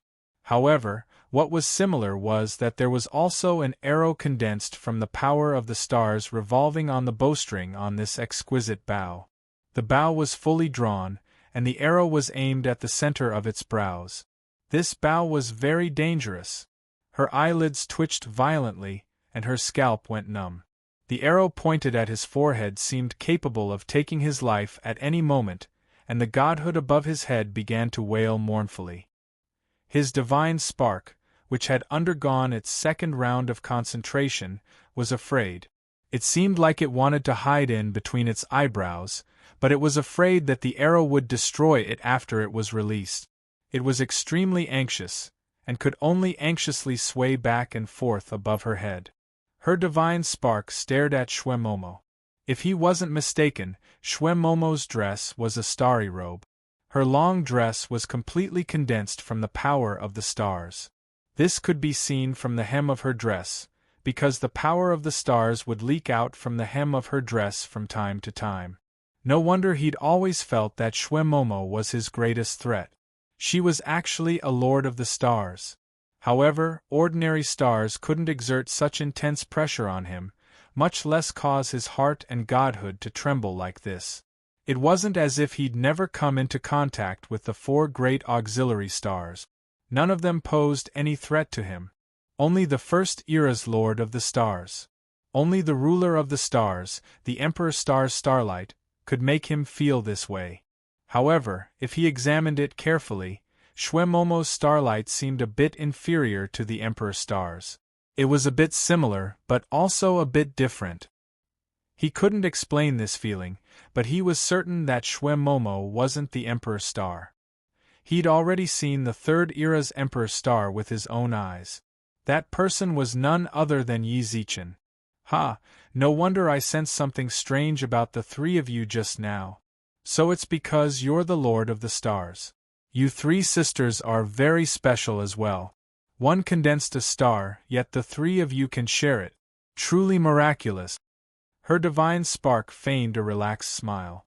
When she heard that, Shwemomo said nothing. She gently drew her bow, then pulled the bowstring even tighter. She'd only say it once. Her divine spark recalled what Shwemomo had said, and she really did it. She didn't waste any more words. To her, the bow in her hands was worth more than 1,000 words. "Are you threatening me? Do you really think I'm afraid of you? You're absolutely not the Emperor Star. So long as you're not, I have no need to take you seriously. Your bow looks frightening, but I'm afraid it's most likely just a paper tiger. You might look intimidating, but your inner strength isn't as terrifying as it seems." She pulled the bowstring even tighter. Shwemomo drew it with her right hand, then closed one of her eyes. "Do you dare? I'm certain that the instant you release the arrow, you'd end that girl's life. Don't doubt me. Right now, strangling her to death is as easy as crushing an ant. Do you dare to fight with me? Your arrows can kill me, but I can strangle her to death. Let her follow you forever." Her expression didn't change at all. As her divine spark spoke, Shwemomo's legs bent slightly. He straightened his waist as if he was in a horse stance, and one of the fingers on the bowstring moved away from it. Just as she'd said, she'd only say it once. "I won't." Her divine spark wanted to say something else, but just like before, her voice grew weaker and weaker. Beads of sweat dripped down her forehead, through her eyes, across the bridge of her nose, and onto the tip of her nose. Her hand, which was holding on to Shwebebe, was covered in a thin layer of sweat. Her grip gradually weakened. Did she really dare to make the same bet he'd made before? Of course not. That arrow was a threat to her life. No matter how he thought about it, it wasn't worth it to trade his life for Shwebebe's. Let go. The instant she let go, Shwehonghong used spatial power to pull her back to her side. When she saw the fingerprints on Shwebebe's tender neck, Shwehonghong's heart ached. She hit Bibi twice. "Don't ever mess around like this again, got it?" Bibi bit her lip in pain and nodded vigorously.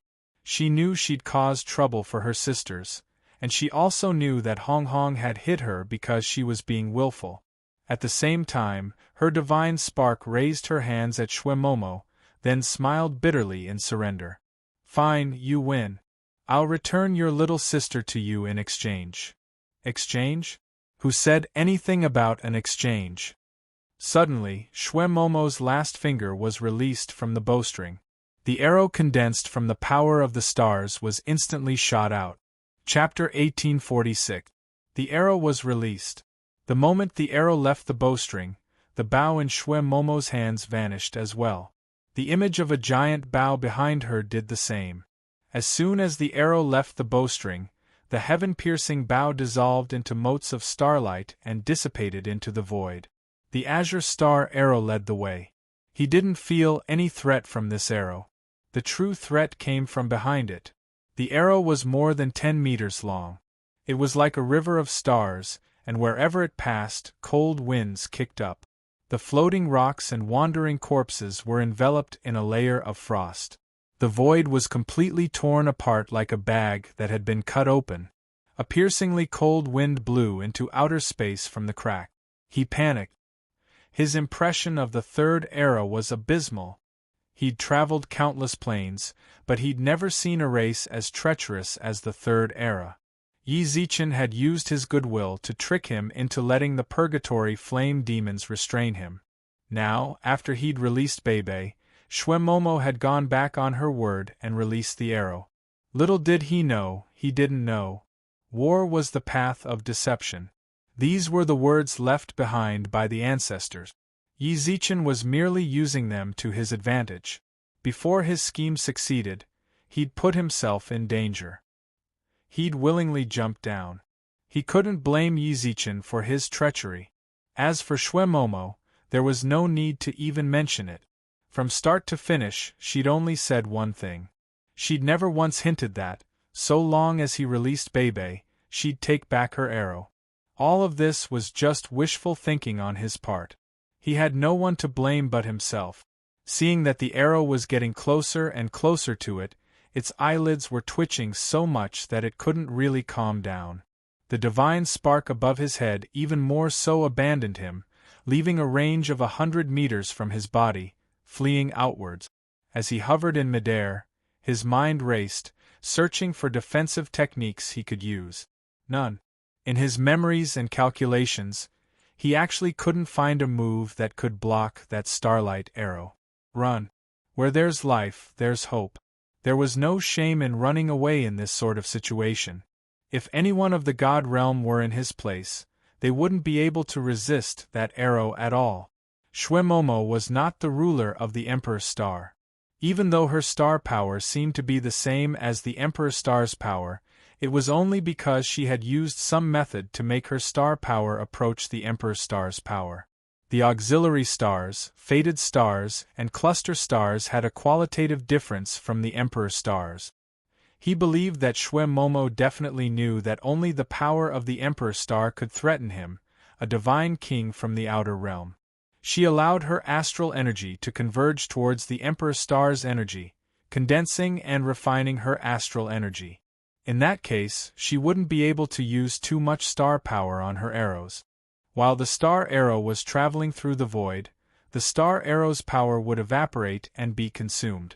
As long as he could maintain the corresponding speed and prevent the arrow from catching up to him, there would be a moment when the star power inside the arrow would be exhausted.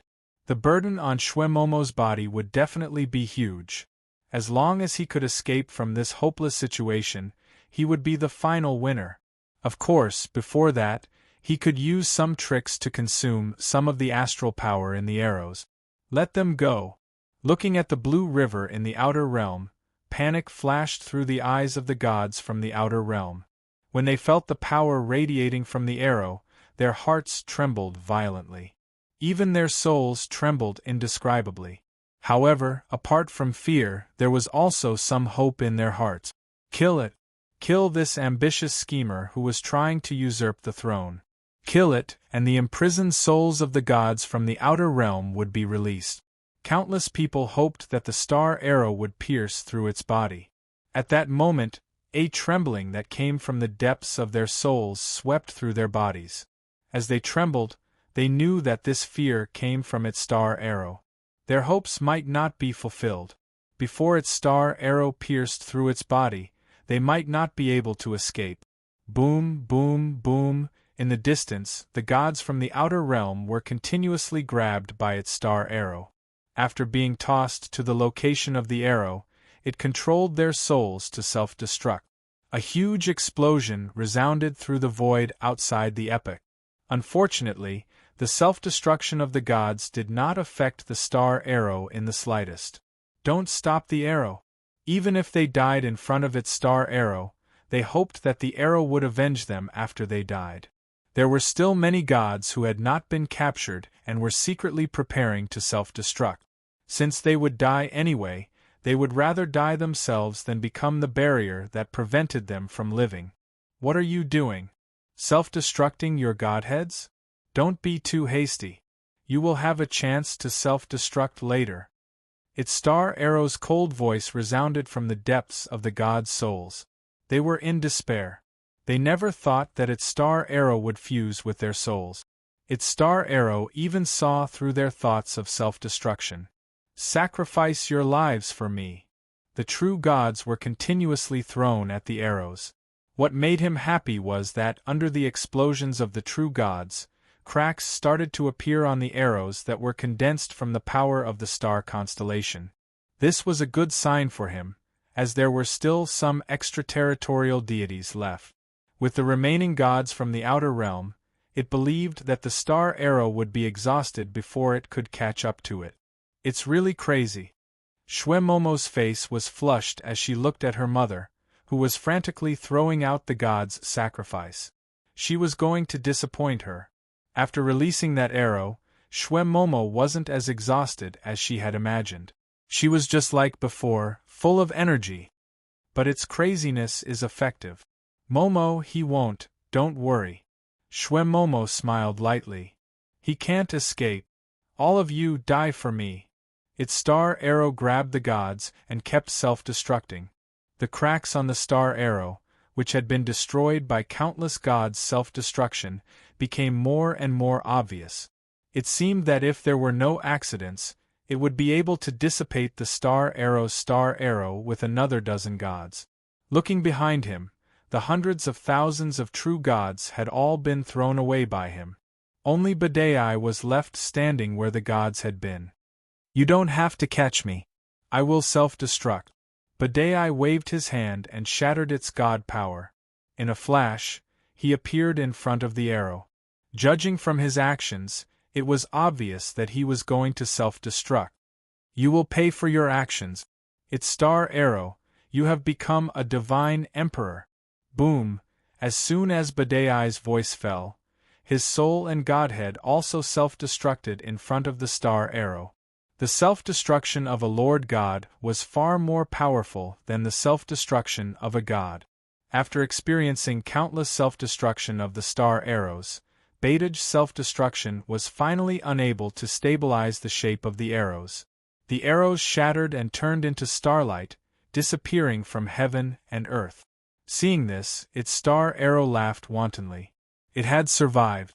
This star arrow did not take its life. It could still survive in such a dangerous situation. How could Badai dare to say that he could not become a divine emperor? In the void, its star arrow could not help but laugh wildly. It watched the star arrow's star power dissipate. Then, its gaze turned cold. If it did not die, then it would be the death of those 3 children. Chapter 1847. His laughter stopped abruptly. He stared at Shwemomo. Her starry robe was still on her body, and the bow she was familiar with was in her hands. An azure star arrow spun on the bowstring. When it saw this, its heart almost stopped beating. It stared fixedly at the star arrow and the bow behind Shwemomo's back that seemed to reach the heavens. Impossible! He shook his head vigorously. As he retreated, he fell into the void. How could she have condensed the power of the stars into this arrow? She wasn't an emperor star. Even if she was an auxiliary star, after all her star power was refined, it would at most be enough to condense one star arrow. How could she condense another one? Furthermore, she still had so much power left. He couldn't believe it. How could he believe it? Hundreds of thousands of gods had self-detonated, including the self-detonation of a chief god's godhead, that had allowed him to escape from danger. After that, he should have used the power of a king to crush Shwemomo, who had ruined his image. In the end, he didn't even have the time to feel the joy of surviving a disaster. An identical arrow appeared in front of him. Please enjoy it. The arrow left the bowstring. With almost the same trajectory and speed, the arrow flew towards him. They watched helplessly as the arrows drew closer to them. The biting cold wind made their skin prickle with pain. This was impossible. He must have been hit by an illusion. The angel clan of the Outworld God race was an almighty expert at using illusion technique. Their illusions could magnify the target's deepest fear and defeat the enemy's mind. He must have fallen into an illusion. There should be a master of illusion among those girls. When he had just escaped from the star arrow and was immersed in the joy of surviving a disaster, he fell into the trap. Actually, Shwemomo, who had released between stars, had already exhausted her star power. She couldn't release a second one. Right. That's it. Sitting in the void, it kept hinting to itself, but it did not know that it had forgotten that even for the angel clan of the outer realm Protoss, the target of the illusion technique could only be successfully cast on someone of the same realm or weaker. He was a divine monarch. Aside from the transcending Star Lord, who else in this era could truly be on par with him? You want to deceive me with this level of illusion? Watch me break this illusion of yours. It suddenly stood up from the void. This time, not only did it not escape, it did not even put up a defensive posture. Instead, it charged straight towards the star arrow. Is there something wrong with this male duck's brain? Bibi, whose hand was being held by Reddy, blinked his eyes. In the beginning, he had seen the arrow run away so quickly. This time, it was the same arrow again, and it was actually rushing towards it.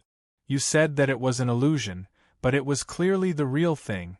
Yeah, if there's nothing wrong with his brain, how could he do that? Reddy pursed its lips and smiled.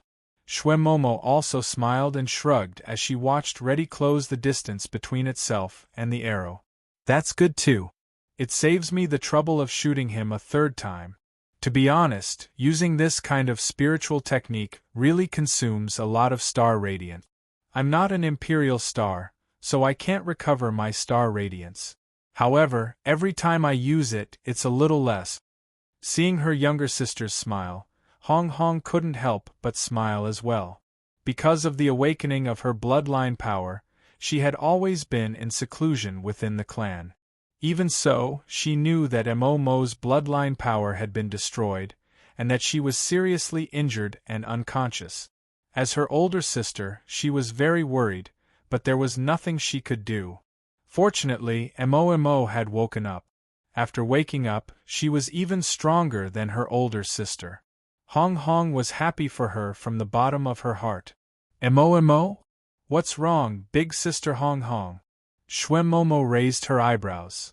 Who do you think the Hermit Emperor is? You told me before that the Hermit Emperor gave you your Imperial Star Radiance and Celestial Fate, right? He's not an Imperial Star, so how could he give you these things? Hong Hong asked. I don't know. Mo froze for a moment, then shook her head. Momo was still unconscious when the god race used her as a means to threaten the Ocean Emperor and the others. While Reddy was arguing with Stack, the Hermit Emperor's thought body appeared in her mind, telling her that he was going to give her a treasure. This treasure was the Imperial Star's Radiance and Celestial Fate. After fusing the two, her bloodline power was restored, and she regained consciousness after being unconscious for a long time. After that, the Hermit Emperor taught her the astral battle technique of the astral arrow and told her to use it against Reddy. After explaining everything, he disappeared from her mind. The Hermit Emperor didn't say anything else, and she didn't ask. The way she saw it, the Hermit Emperor was her savior. If he was willing to tell her, he could. If he didn't want to, she had no reason to ask. But when she thought about it in private, the Hermit Emperor, who could give her Imperial Star Radiance and Celestial Fate, he really wasn't an ordinary person. At the very least, his identity wasn't as simple as the First Era's Emperor. It looks like the Third Era is more complicated than you and I know, Hong Hong muttered. Mo nodded. Bebe completely ignored her two older sisters. She was the same age, and didn't need to think too much about it. She'd been watching the idiot Reddy charge into the astral arrow the entire time. Big sister Hong Hong, big sister Mo, look. That idiot really did charge into it. They followed Bibi's finger and saw that Reddy really was charging into the astral arrow. It didn't use any defensive measures, just its physical body. It shouted, "Watch me break your illusion." The small astral arrow pierced through the space between Reddy's eyebrows. Then, the 10-meter-long arrow pierced through its body. The roaring Reddy stopped the instant the astral arrow pierced through its body. A trickle of blood slowly slid down its forehead. Then, it stared blankly ahead. "Watch me." Golden blood flowed from its body as it knelt on the ground, clutching its chest and muttering the same words, until countless bloody holes appeared on his body. From the perspective of Momo and the others, he looked like a sieve with countless holes in his kneeling position. How pitiful! She'd always disliked it, calling it a male duck. But when she saw the look in its eyes as it fell, the kind-hearted Bibi couldn't help but feel a trace of sympathy. "It's over." Hong Hong and Momo glanced at each other, their eyes filled with relief and disbelief. They'd really finished off the God King of the outside realm. Of course, Hong Hong knew full well that the one who'd brought Reddy to its end was her little sister. Momo. I really wonder how Yi Zichen will thank me when he finds out. Momo put her hands on her hips and smiled proudly. How about we get him to marry you for the rest of his life? Hong Hong smiled evasively. Momo's face turned bright red, and she stammered, We're friends. Since we're friends, why are you so shy? Hong Hong narrowed her eyes and smiled, then leaned in close to Momo's ear. I heard that guy's got a lot of luck with women. I've already promised myself to marry him. If you marry him on your own, I'm afraid you'll be bullied by his daughters.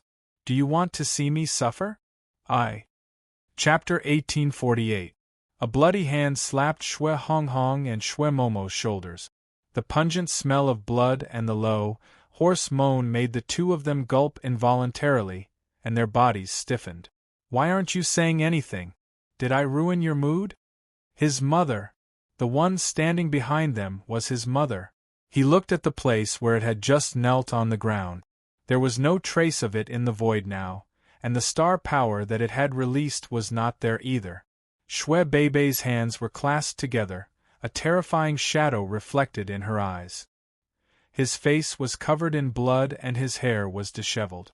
Half of his clown mask had been shattered, revealing a mangled mess of flesh and bone. His robes were riddled with holes, and golden blood continuously flowed from them. Everything was exactly as they'd seen it. The only difference was that his mother wasn't beaten into a sieve like they'd seen moments ago. "Say something. Why aren't you saying anything?" His hoarse whisper constantly stimulated Hong Hong and Mo Mo's minds. The two of them did not dare to move as their shoulders were being held. They could feel that if they moved, even if they turned their heads to look at him, they would be torn to pieces by the divine power accumulated in his palm. He actually still had so much divine power left. "Let go of Big Sister Hong Hong and Big Sister Mo. Xue Beibei clenched her fists and walked over, trembling with each step. She slammed her soft fists into his body. After all, when he'd captured her through the spatial gate, he'd left a mark of fear in her heart. She knew that when she looked into his eyes and sensed his aura, she couldn't help but feel fear. When she saw Xue Honghong and Xue Momo being captured, she suppressed the fear in her heart and walked over resolutely. She swung her fists at him. "Get out of my way!" He kicked Xue Beibei away. Crimson blood dripped from the corner of her mouth. He stared into her eyes. The mark of fear in her soul had been activated. Xue Beibei stared blankly ahead, but the struggle in her heart was clear on her face. She was doing everything she could to resist. "Looks like I haven't left a deep enough mark on your soul." She glared fiercely at Beibei again. This time, Beibei's eyes lost their original color. As if she had experienced the baptism of purgatory, she covered her head with her hands and shouted loudly. "Beibei! Don't worry about that little girl. I just gave her a pleasant dream." Xue Honghong and Xue Momo heard its hoarse whisper again.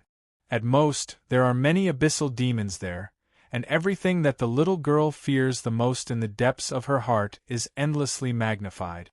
I believe that in this dream, she will enjoy the pleasure that I want to bring her. As for you," its fingers, resting on their shoulders, gently stroked their cheeks. "Do you want to continue the topic from before? I'm not as unfriendly as you all, not giving me any time at all and only thinking about my death." Xue Momo understood. From its words just now, she finally understood why it, who was supposed to be dead, appeared here again. It didn't mean that it hadn't died after being beaten into a sieve, but, in fact, what they saw was a dream that it had fabricated for them. It was an expert in illusions. "You know illusions?" Xue Momo stared straight ahead, her body tense. "Hey, you're pretty smart." It grabbed Xue Momo's shoulder and gently twisted its waist. Crunching sounds came from its waist. Xue Momo, who didn't even dare release her divine sense, held her breath and tensed her body. Then she heard its raspy laughter. "That's right. From the moment you released your second starlight arrow, I gave you a dream ahead of time. In this dream, what I wanted you to see from the very beginning was that I would effortlessly shatter your star arrow. But after thinking about it, I still let you see me die. That way you'll relax your guard more easily, and it'll be easier for me to attack.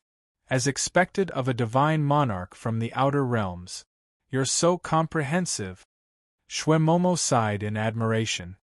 "In other words, I released my second starlight arrow, right?" "Don't you know whether you released it or not?"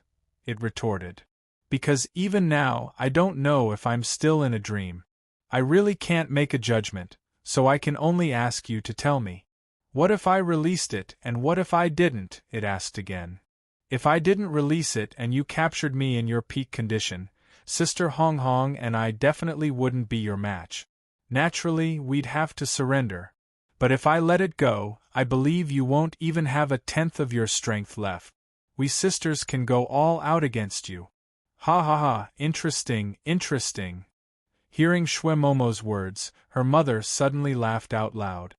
Do you Era clansmen like to communicate with others in such a frank manner? Isn't it good to be frank? Asked Shwe Momo. Good. I especially like your frank manner. But I don't like it when you're being frank and scheming. But I don't like it when you're being frank.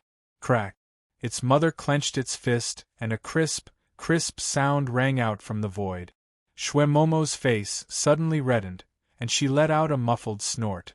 At the same time, its hand, which had been pinching her left shoulder, moved to her right shoulder. Your mouth is frank and honest, but your hands are secretly playing tricks. Do you Era clansmen like to play these kinds of tricks? Who knows?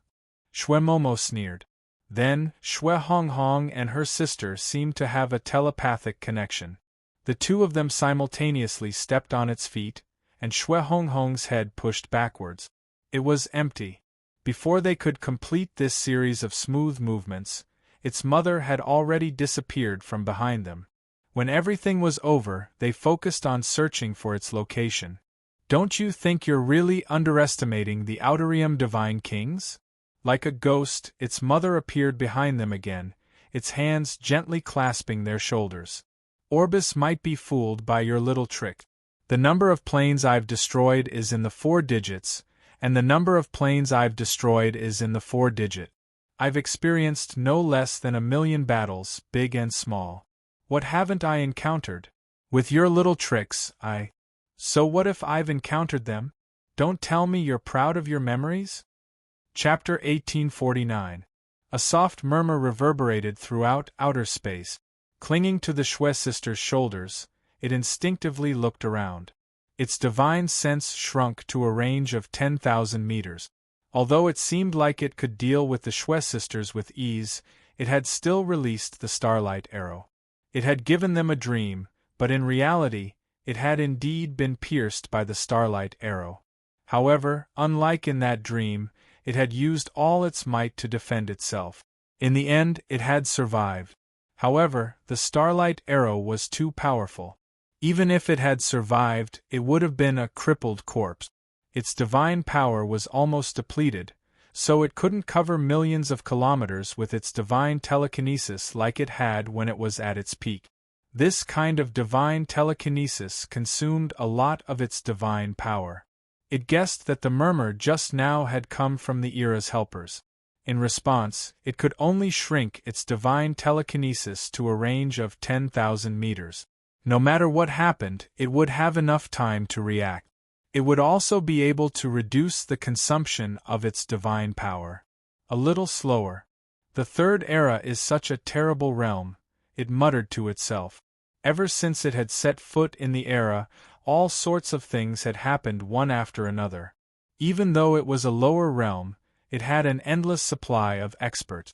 It had traveled to so many realms, but it had never encountered a realm where after fighting one, another appeared, and each one was more powerful than the last. Golden blood still flowed from its body. The starlight arrow had pierced through it, so much of the starlight arrow's power remained in its body. Even a god king's self-healing ability couldn't heal the wound. As soon as it showed signs of healing, the starlight arrow would rip it open again. Right now, its best option was to return to the Protoss outside the realm and absorb divine power to counteract the starlight arrow in its body. However, based on the current situation, it probably couldn't leave. It locked Shwe Hong Hong and Shwe Beibei in a death grip. The two of them could be counted as its last hope. With its current crippled body, it couldn't handle a high-intensity battle. It could only use them as hostages to fight for a way out.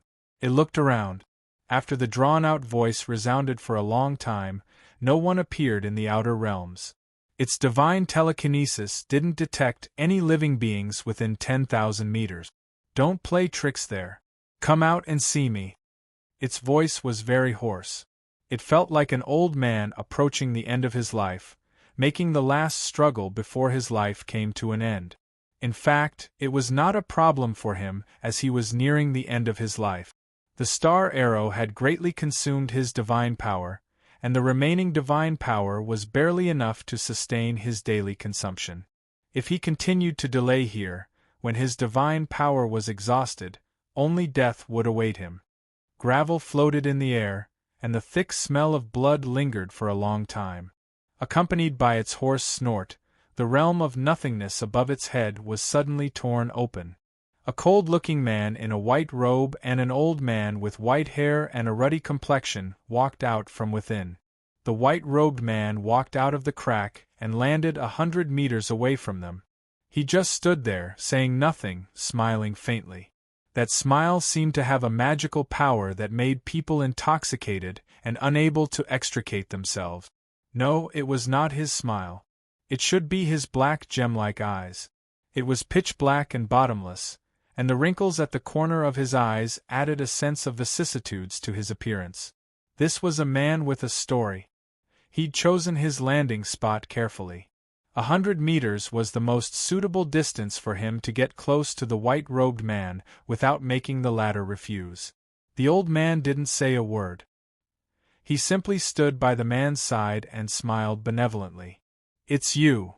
As the man landed, the white-robed man's fury burst forth uncontrollably. The broken stones in the void seemed to have sensed its wrath and wanted to leave its range. However, a cyclone condensed in the void and turned into tornadoes that circled in the void. The biting wind caused the white-robed man's robes to flap wildly. The tie at the end of his hair fell off, and his carefully combed hair was disheveled. Shwe Hong Hong and Shwe Bebe, who'd been captured by the white-robed man, were visibly shocked. Yi Zichen. The man before them looked at least 90% like Yi Zichen.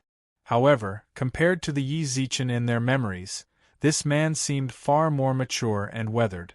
Was this really him? They hadn't seen him for a while, but he'd already become like this. "Behave yourself for this seat." The white-robed man's appearance caused the Shwe sisters' emotions to waver. Their movements grew more intense.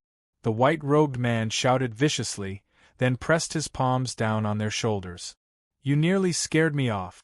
Your aura is a bit different from his. You should be grateful for my keen senses. If I hadn't sensed it, you might have become that person's scapegoat. Tell me, who are you? Are you his cousin?" The white-robed man smiled and shook his head, then shrugged. "In truth, I can be considered him. I trust you have some understanding of parallel planes, right? I am Guzichen of the Third Era's parallel plane. I am also the Emperor's star of that plane. I've interacted with you in the past." Parallel planes. The white-robed man, who'd passed through many planes, had some understanding of them. He'd once thought about going to a parallel plane to take a look, but there seemed to be an uncrossable river between them. As a result, he'd only heard of them, but had never been there. This person was actually from a parallel plane. How did he get here? However, in contrast to this question, he was more concerned about, how is my position in your parallel plane? "You are still the high and mighty divine king of joy," smiled Guzichen. "I've been to many planes. No matter which one, you are always a high and mighty existence." "Ha ha ha," the white-robed man laughed. He naturally didn't know whether Guzichen was telling the truth or not. Even so, the white-robed man's heart was at ease. "Then let me ask you, have I ever become a divine emperor?" Actually, this was what the white-robed man wanted to ask the most. He stared intently at Guzichen, watching for the minute changes in his expression. Until a hint of a sigh flashed through Guzichen's eyes, then he shook his head. "What do you mean?" The white-robed man furrowed his brows. Was Guzichen trying to say that he hadn't become a divine emperor? Impossible. He couldn't tolerate something like that happening, even if it was just a parallel plane. Chapter 1850. Knowing that none of the god-kings of the other planes had a god-emperor position, they snorted softly. He didn't care whether Guzichen was telling the truth or not. Whether the other god-kings succeeded or failed, it didn't matter to him. They were themselves and he was himself. Even if the planes were parallel, it didn't mean that everything would progress according to the parallel planes. If nothing changed, then what was the point of keeping these parallel planes around? The existence of parallel planes was to make everything more diverse. Through countless parallel planes, he could evolve an event into countless possibilities. If the godly kings of pleasure from the parallel planes succeeded, he would be happy for them. They would have fulfilled their long-cherished wishes and would have more confidence in becoming godly emperors. If they failed, it would only feel pity for them, but it did not mean that it was impossible for it. However, holding the Shui sisters in his hands, the cat gently pursed his lips, and a trace of bitterness flashed in his eyes. It seemed like he had no chance of succeeding. But as long as it was not the last second, he would never give up. It didn't show too much emotional fluctuations, and it held the Shui sisters' hands tighter. This was actually a sign of his nervousness. He needed to use this method, the so-called hostages, to threaten Guzichen and the others. Then what are you doing here? At this moment, when it spoke, it no longer had the high spirits it had when it first came to the era. It was as if he was putting on a strong front so that he wouldn't look so embarrassing. As he spoke, his gaze fell upon the elder beside Guzichen. After that, his gaze never shifted away. His eyes were filled with confusion about the old man's appearance, and he wanted a reasonable explanation from him. The reason why he felt that he had no chance was because of this old man. I'll say it again. How can a beautiful woman become a thief? Guzichen stared directly into his face, at the golden blood still dripping from his body, at his mottled hair, at his ruined body. You were the first god king of the outside realm, and the god emperor appreciated you greatly. At the beginning of the primal chaos of the god race, you have been working hard for all living beings for millions of years. Why did you degrade yourself to such an extent? Why did you kill all those who believed in you and destroy their planes, just to obtain that? The slightest bit of pleasure? From Guzichen's tone, it was clear he knew a lot about the God King of Pleasure. His brows were filled with confusion and a thirst for knowledge. He also felt pity for a divine king who empathized with the people of the world. Clearly, it was the one who brought joy to all living beings and was loved and respected by all. Not like now, where a just cause has no support. There are people in every plane who hate him and want to kill him as soon as possible. In the face of Guzichen's questions, she fell silent for a long time. The Shui sisters, whose shoulders were clasped by him, could feel his emotions through the trembling of his arms. After a long time, he suddenly raised his head. His eyes were red, and there were faint golden tears mixed with blood lingering in his eyes. What do you know? It roared like a despairing beast. No one could understand him. He had existed since the birth of the god race. After millions of years of baptism, he still didn't know where he came from. Could this fellow in front of him understand that kind of confusion and inner torment? He said some high-sounding words as if he was righteous and compassionate. In terms of redemption, the number of people these people had saved was not even a fraction of what he had saved in the first 10 million years. He was just tired of it and didn't want to do it anymore. He wanted to live for himself. He wanted to know the confusion in his heart. Was this wrong? Just because he was the God King of Pleasure, he should be able to give pleasure to all living beings. Was he not allowed to have his own emotions? What a joke. God Monarch Pleasure, you really don't have to do this. The elder beside Guzichen sighed when he heard his mother's horse roar. Shut up, old man. Its eyes were ferocious as it stared fiercely at the old man. I didn't have to do this. If it weren't for your indifference and silence, would I have become like this? Why are you here pretending to be a nice guy? Oh no, I'm afraid you're here because, come and erase this seat. How laughable.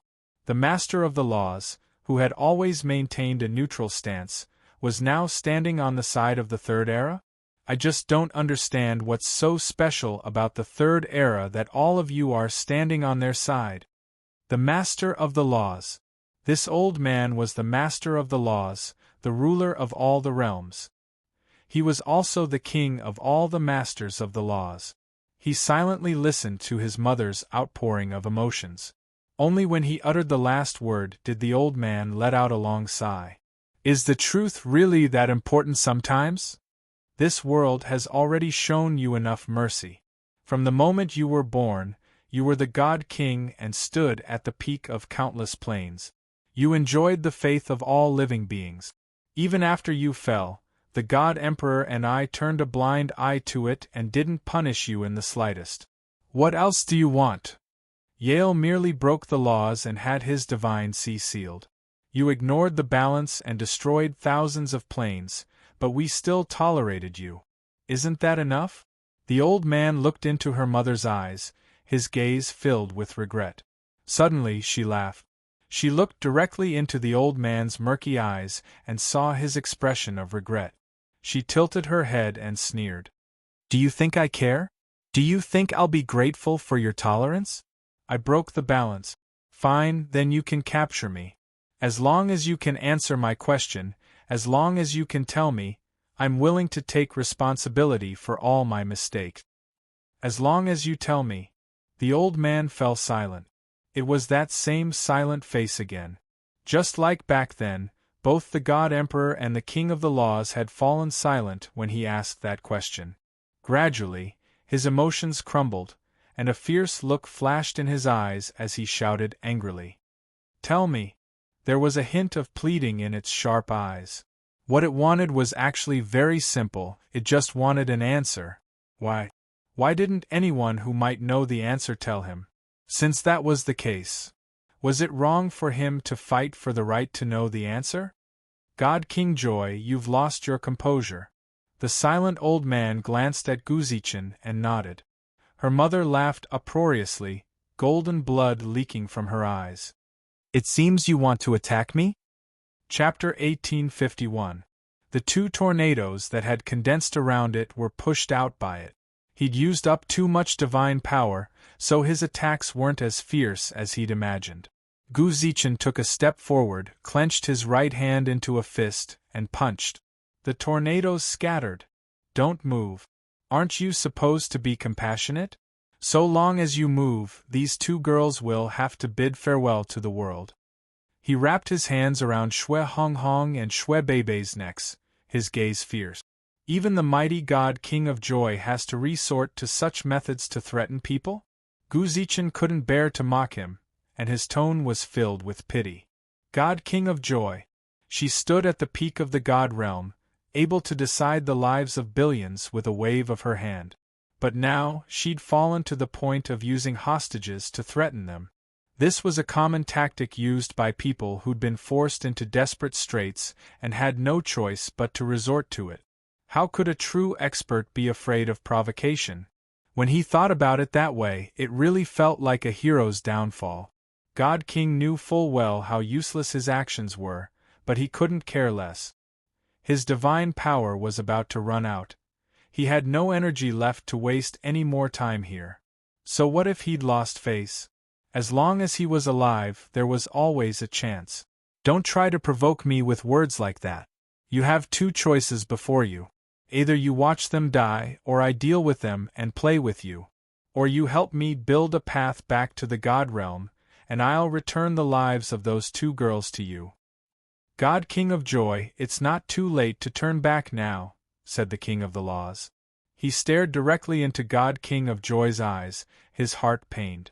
The birth of a plane required laws, and he'd existed since the beginning of the world. For reasons he couldn't speak of, both he and the God Emperor paid close attention to God King of Joy. They'd watched him grow up step by step from a young age until he could stand on his own. Then they'd watched him abandon himself and embark on a path of no return. They thought back to those early days, when God King of the Laws imparted joy to all living beings. It was a beautiful sight. But now he'd become like this. If you let go of those two children, I'll take it that you're still repentant. After I bring you back to the God race, I will plead for you on behalf of the God Emperor. At most, you will have to face the wall for 300 to 500 years. In the future, as long as you can bless all living beings, the God King and I can discuss and tell you everything you want to know. Don't talk nonsense. Either you tell me now or they both die. The cat tightened its grip, and the Shui sisters, who were strangled, struggled less. Seeing this, Gu Zichen knit his brows and warned the king of the laws. Senior, we cannot wait any longer. The monarch of the laws didn't say anything. She continued to look into her mother's eyes, as if she was still fighting for the last chance. Her mother did not avoid his gaze. Their eyes met. He sighed sadly. The old man withdrew his gaze and shook his head helplessly. For some reason, a green vine suddenly grew out of the outer space and wrapped around his entire body from his feet. The vines continued to tighten, making it impossible for the king's arms to maintain their strength. His hands around the Shui sisters' necks loosened involuntarily. Gu Zichen instantly flew over and took the 3 sisters into his arms. Shui Beibei and Shui Honghong didn't pay too much attention to their own situation. They just stared nervously at Bibi. The dream they'd sent her off hadn't ended yet. Bibi's tender face was contorted in pain. He clutched his head with his fair hands and rolled back and forth uncontrollably. Break! Gu Zichen formed a hand seal, then suddenly tapped Bibi's forehead. Shui Honghong and Shui Honghong watched as a ray of golden light shot from Gu Zichen's finger into Bibi's forehead. Don't worry. It shouldn't be long before Bibi wakes up. He gently patted Bibi's head. Before she could even express her gratitude, she froze. You know Bibi? Of course. I don't just know Bibi. I know you too. Don't forget, I'm from a parallel plane. Everything there is the same as here, whether it's people or things. As he spoke, Gu Zichen's mood seemed downcast, and the light in his eyes dimmed. When Shui Honghong and Shui Momo saw this, they didn't understand why he'd suddenly become so emotional. However, when they saw the light in his eyes, they couldn't help but feel sad. How could he not be sad? In Gu Zichen's previous plane, Shui Momo, Honghong, and Bibi all existed. However, after the plane was destroyed, they no longer existed. Now that he'd come to this plane and seen so many familiar faces, how could Gu Zichen's memories not be stirred up? When he thought back to everything that had happened in his previous plane, he couldn't help but feel sad. Gu Zichen looked up into the void. He didn't know why his eyes were so wet just now. He raised his head and did his best to stabilize his emotions. After a while, he lowered his head and smiled. Old people just love to reminisce. I'm sorry, I lost control of myself just now. Shui Honghong and Shui Momo were stunned. This person who said he came from a parallel plane was really strange. He didn't look that old, did he? How could he call them old? Furthermore, although this person looked very similar to Yi Zichen, he really wasn't the Yi Zichen of this plane. Although the Yi Zichen of this plane sometimes showed his emotions on his face, when faced with pressure or memories that stirred his heart, he usually kept it to himself. He wouldn't show it on his face like other people. When they saw him, he always smiled. This Gu Zichen, perhaps there really were some things in his heart that he couldn't control his emotions. Honghong didn't dwell on Gu Zichen's identity or behavior. She simply hugged Bibi. Gu Zichen's method had worked.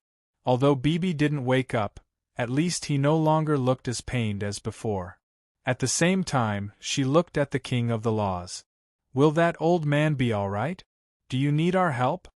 Shui Momo nodded, and her bow reappeared in her hands.